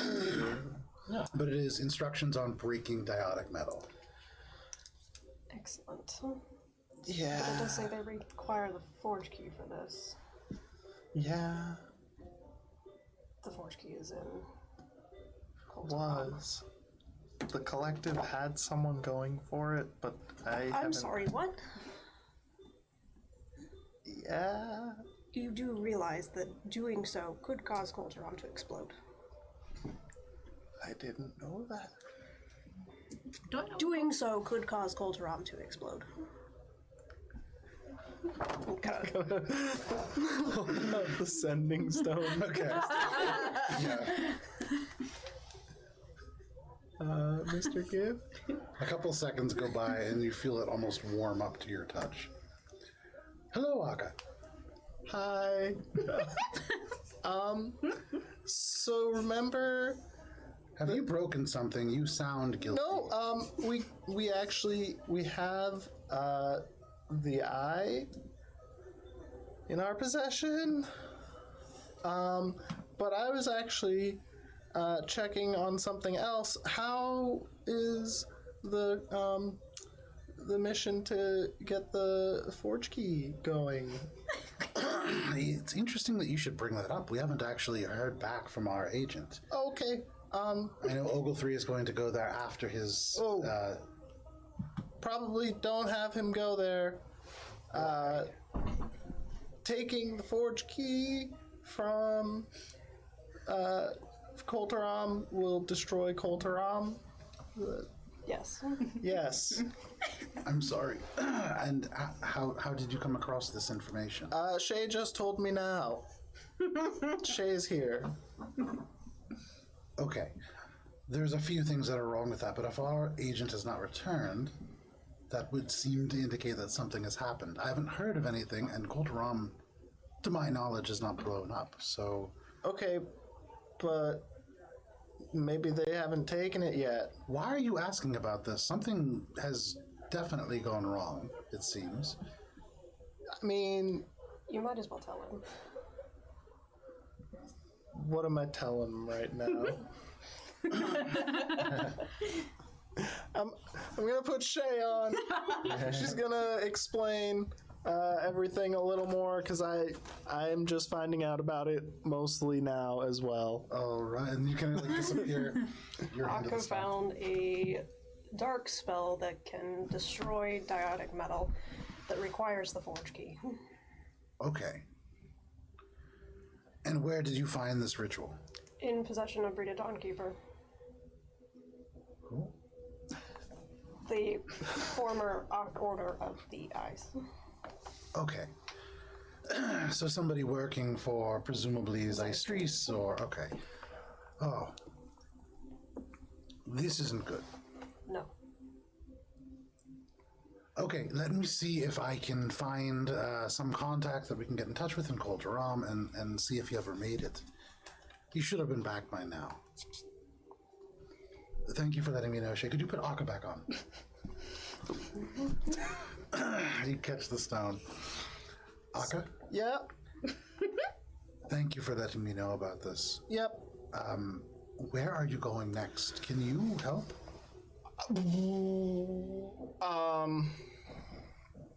Well, we're heading towards Coalstone Flow. I'm sorry, where? Soul Jar is. No. Cold Stone Flow. Yeah, Nobody's been allowed into Cold Stone Flow in centuries. we, came into contact with the Circle. And they're The Circle. of Silence. What? They're kind of helping us get in. Akka, when we helped going you to out, you Ukum came to us Jarin. because of the curse that you obtained stealing things from others. Working with the Silent Circle is not in It's your not- best interest. I know, but we're trying to get the Soul Jar, and they gave us basically front door access to where it currently is. This We didn't. is an organization of criminals, Akka. I know. Why would they help you if it wasn't I for don't their own know. gain? It's obviously for their own gain, but I don't see the downside for us getting in control of another phylactery. You don't always see the cliff before you step off, Akka. That's why I have my boots. Drea has taught you well, but gadgets aren't going to get you out of everything. Please be careful. I mean, I've tried. Didn't die this time. Does Mr. Gift know a cleric in the area? Well, On a separate note. how far is Koltaram from Coalstone Flow? Koltaram is about a day from with your flying ship. Not very far, yeah, maybe 8 hours. Basically. I'll see about stopping in Koltaram. Do you know when Oglethree's gonna be there? Not for several weeks was the idea, but getting in touch with Ogletree is quite hard. We can do so when he chooses. Yeah, no, I don't. Really, it's just because Elanor isn't feeling very well. If we stop in Kolzaram, I'm sure we can find someone. Yeah. Well, we're gonna just. You're still in Nocturne, correct? Yeah, we're trying to leave. Well, sort of being told to leave again by the Silent Circle. Then you should already be gone. Yeah, we're moving. We're actively walking this whole time. If you get, you're taking your flying ship, obviously, so Yes. you're going to pass right by Port Quinn, Golfers Bay. There are plenty of places that will have healing services. So, okay. Even Bluefield, probably. So I guess I'll talk to you more about what's going on in Koltaram. Yes. Maybe we can stop on the way, but yeah, I mean, the Soul Jar. I guess. Yeah, no, you're right. We should. That the ritual is really scary, and I don't know what we should pursue right now. Zystris won't matter if they can go ahead and break the diotic metal. Judging by the amount of innards that were in that chamber, they have everything they need. Yeah, we should probably go to Koltaram. You're right. Okay.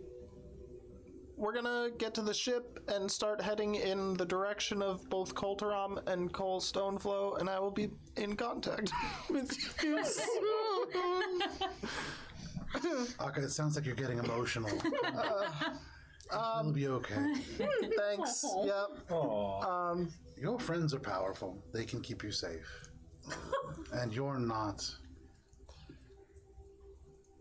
helpless, Aka. I know.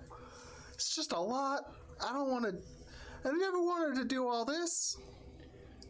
At some point, we will need the information on how to retrieve the Forge Key if they believe that there is a safe way to do so. Yeah, Having I'll seen ask. it, I don't believe so, but I don't know much about it. If you can get anything that you know about the Forge Key and how to safely remove it, I imagine you have some understanding.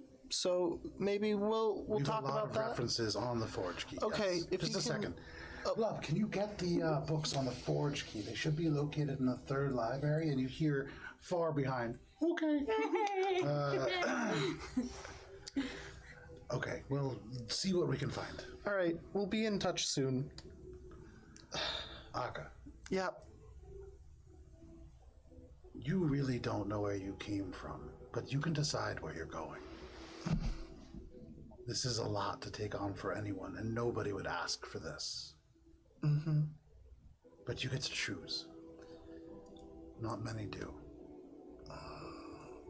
Yeah. Good luck. All right. Thank you. And the stone goes a little bit colder. Put it away. As you all make your way through the streets of Nocturne and a little bit closer to the exit and towards the area where your ship is. Because it is 10:20, this is a good place to stop for this evening. But, Brenna, you didn't die in an arena. Yay! Yay! You learned about werewolves. You learned a lot of background information, actually. And you got to meet the mob. So that's pretty cool. Everybody back next week? Following Gunter's footsteps. Yeah, I know, really. Yeah, it's super funny that you guys, the tale of your guys' like heroic party in several years is like, yeah. So the mob had to step in and help out. Fantastic. So we'll be back next week at 7 p.m. Eastern Standard Time on Friday for session 112 of this campaign. But if you want some more role playing before then, we are playing session 16 of Starfinder on Thursday. Jesus, Thursday at 6 p.m. Eastern Standard Time, where there is far too intimate moments occurring for 6 days in a row. 6 whole days. With obviously some breaks in there. If you didn't catch our session last night and you don't know what we're talking about, first of all, you might want to keep it that way. But if you decide that that is not true, you can go to YouTube at noon. It will be replayed live, not live. It'll be replayed at noon. I'll be there. I'm happy to answer questions. And then following that, 4 hours after, this will be re-aired then. But until then, please stay safe out there. It is especially crazy just now. We'll see you next week. Goodbye. Bye. See ya.